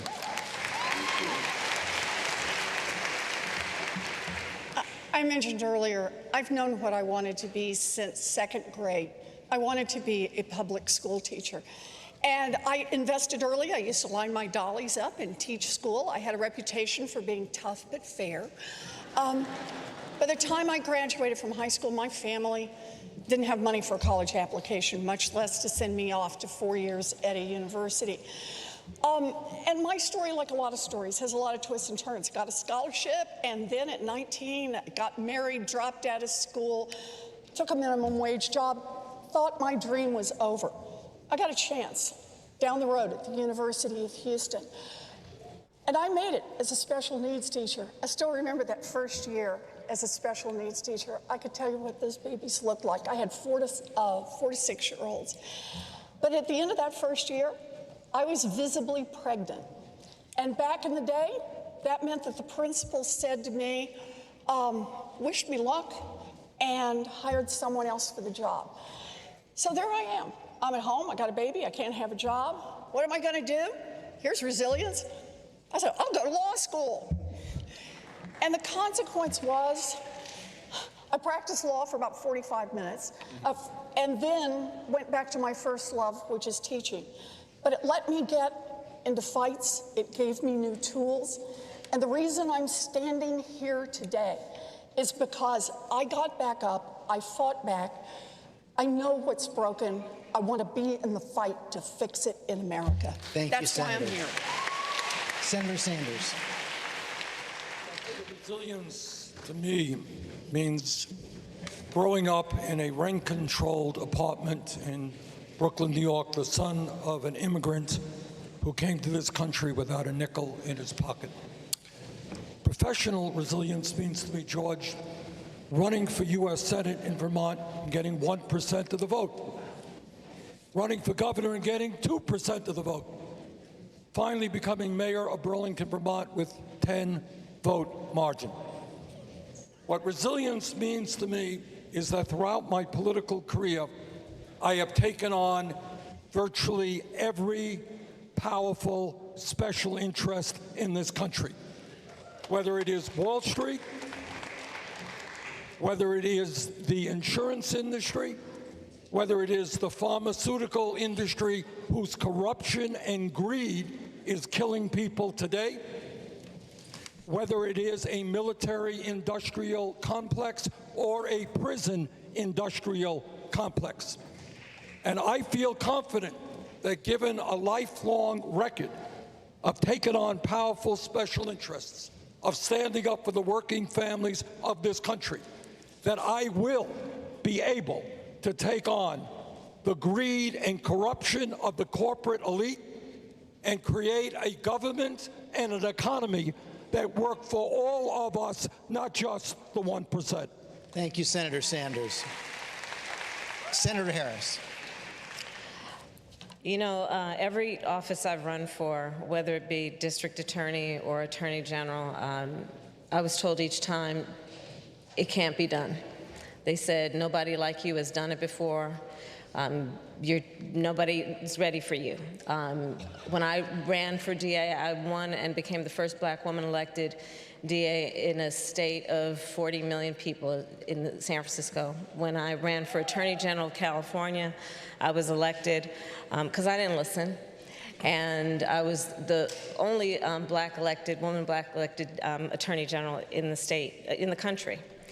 And each time people would say, it's not your time, it's not your turn, it's going to be too difficult, they're not ready for you.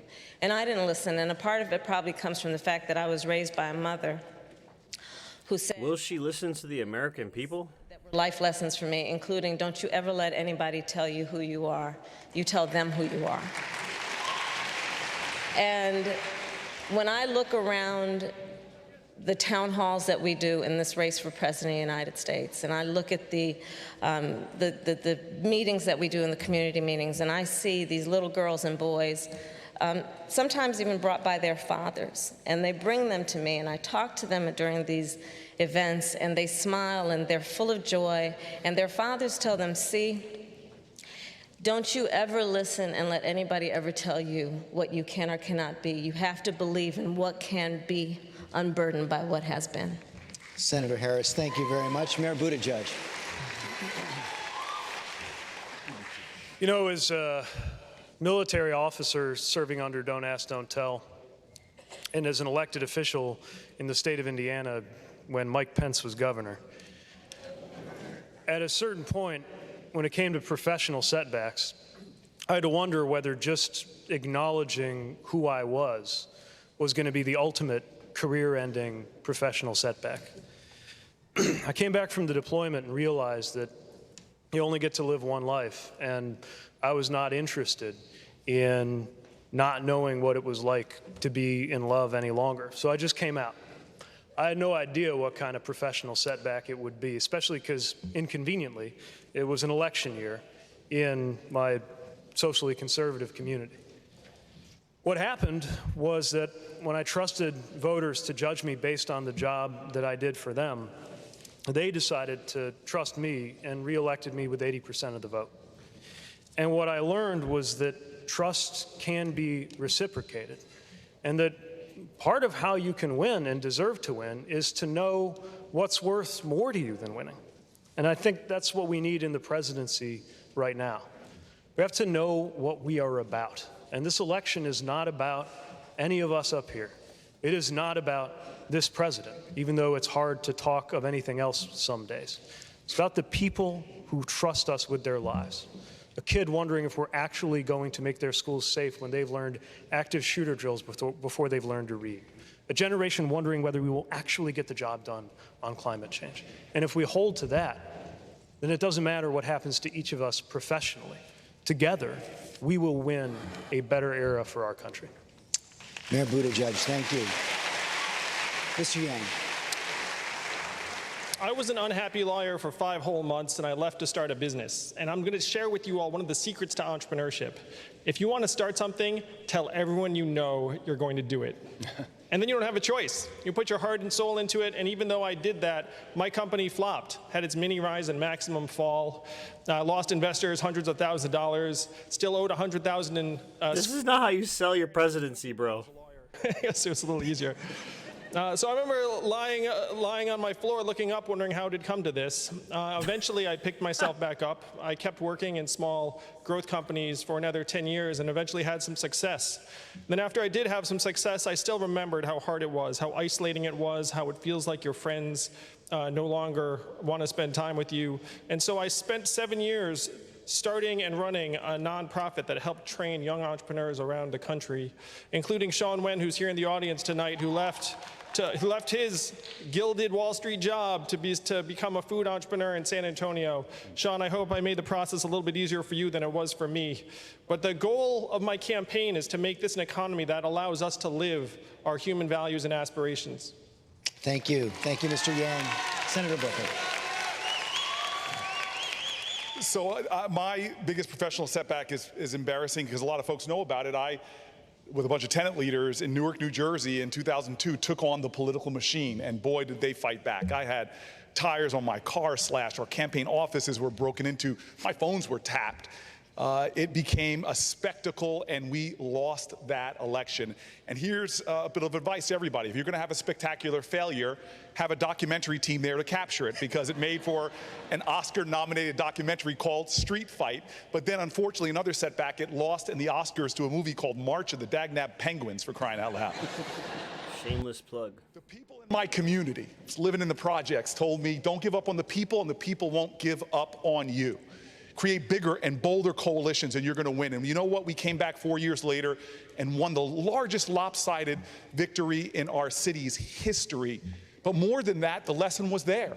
We didn't give up. We were taking on America's toughest problems, from crime to poverty, and we transformed our city, creating tens of thousands of new jobs, the biggest economic expansion in our city, and as I said before, turned around our school system. There's more work to do, but I haven't given up on the people. I still live in that community. But this is the big lesson.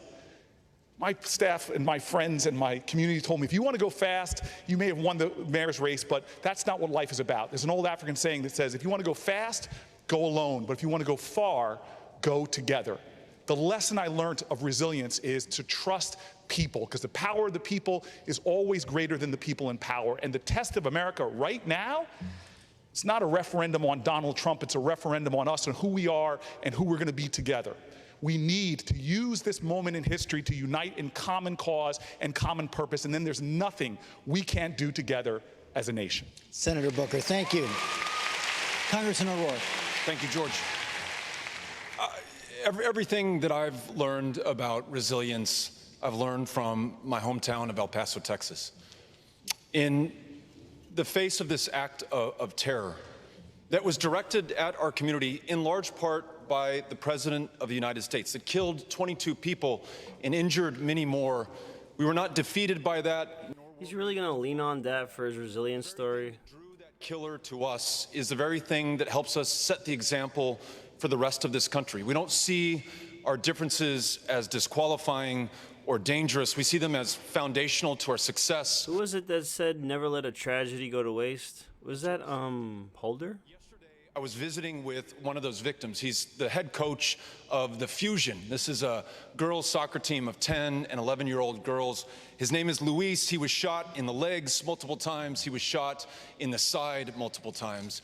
He's still healing from his wounds in the hospital, but from his hospital bed, he's still trying to coach the Fusion girls' soccer team. Memo, his co-coach, is still fighting for his life right now at Del Sol Hospital. Those two men, Jessica and Marcella, their wives, they exemplify resilience to me. And when we end this scourge of gun violence in this country, when we finally confront the racism that exists in America, when we're defined not by our fears, but instead by our aspirations and our ambitions, it will be in large part, I think, thanks to the example that El Paso has set. Congressman, Thank thank you. you. Senator Klobuchar. My challenges and resilience have brought me up here. I grew up with a dad who struggled with alcoholism his whole life, and after his third DWI, he had a choice between jail and treatment. He chose treatment with his faith, with his friends, with our family, and in his words, he was pursued by grace. And that made me interested in public service because I feel like everyone should have that same right to be pursued by grace. I then got married. My husband's out there somewhere, hopefully smiling, and our daughter. And our daughter was born. I had this expectation we're going to have this perfect birth, and she was really sick, and she couldn't swallow, and she was in and out of hospitals for 1.5 years. But when she was born, they had a rule in place that you got kicked out of the hospital in 24 hours. She was in intensive care, and I was kicked out. And I thought, this could never happen to any other mom again. So I went to the legislature, our state legislator, not an elected official, a mom, and I advocated for one of the first laws in the country guaranteeing new moms and their babies a 48-hour hospital stay. And when they tried to delay the implementation of that law, I brought 6 pregnant friends to the conference committee, so they outnumbered the lobbyists 2 to 1. And when they said, when should it take place, they all raised their hand and said, now. That is what motivated me to go into public service. And when I got to that gridlock of Washington, D.C., and got to work and pass over 100 bills, and I know a lot of my friends... I like that story. But remember, I am from the middle of the country, and I believe if we're going to get things done, that we have to have someone leading the ticket with grit, someone's going to not just change the policies, but change the tone in the country, and someone who believes in America and believes it from their heart because of where they came from, that everyone should have that same opportunity. Senator, thank you. Secretary Castro. And thank you, George, to Jorge, to Lindsay, and to David, and to all of y'all for tuning in tonight. In many ways, I shouldn't be here on this stage. You know, Castro is my mother's name and was my grandmother's name before her. I grew up in a single-parent household on the west side of San Antonio, going to the public schools. Eventually, my brother Joaquin and I became the first in our family to become professionals. And when I got home, I took a job at the biggest law firm in town. I was making $100,000 a year in the year 2000. A few months later, I got elected to the San Antonio City Council, and the City Council at the time was only paying $1,040 a year. So everybody had another job, and my job was at the law firm. Well, a few months after I got elected, the law firm got a client, and the client wanted those of us on the City Council to vote for a land deal. The land deal was that they wanted to build a golf course over our water supply, because we relied on an underground aquifer. I didn't think the Environmental Protection Plan was strong enough, so I wanted to vote against it, and my constituents wanted me to vote against it. But under the ethics rules for lawyers in Texas, because believe it or not, lawyers have ethics rules, you can't just go against the interests of a client, so I was stuck. On the one hand, I wanted to do the right thing. On the other hand, my livelihood, my student loans, my new house payment, my car payment depended on me shutting up, being conflicted out. So one day I walked into my law firm and I quit my job. And then I went and I voted against that land deal on the city council.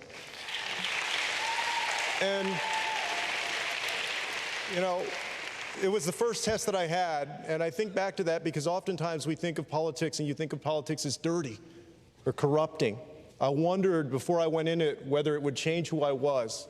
And I was proud that when that first test came, that I stood up for the people that I was there to represent and not for big special interests. There's nobody that gets tested more in a position of public trust than the President of the United States. This president has failed that test. But I want you to know that if you elect me president, I won't. I won't serve anybody except you and your family. And together, we can create an America that's better than ever. Thank you very much. Secretary Castro, thank you to all of our candidates. It was a great debate. I think we learned a lot tonight. Thanks to you. I think they went over like 15 minutes. I think they should cut this to like 2 hours, man. 2.5. Now it's like almost 3 hours. Thank you so much for everybody who was watching. Thank you, Dot Nothing, Dame tu Cartera. Thank you, Bradley Piero. Thank you, Mary Brumley. Yeah, thank you, all you guys. If I miss anybody else, thank you. Please subscribe on the YouTube if you're watching here. I see somebody on Twitch. Hit follow on Twitch. Also on Twitter at the MC Faceman. Thank you very much. Have a great night, and I'll see you at the next debate. We will stream it and comment on it just like we did tonight. And yeah, have a great night, guys.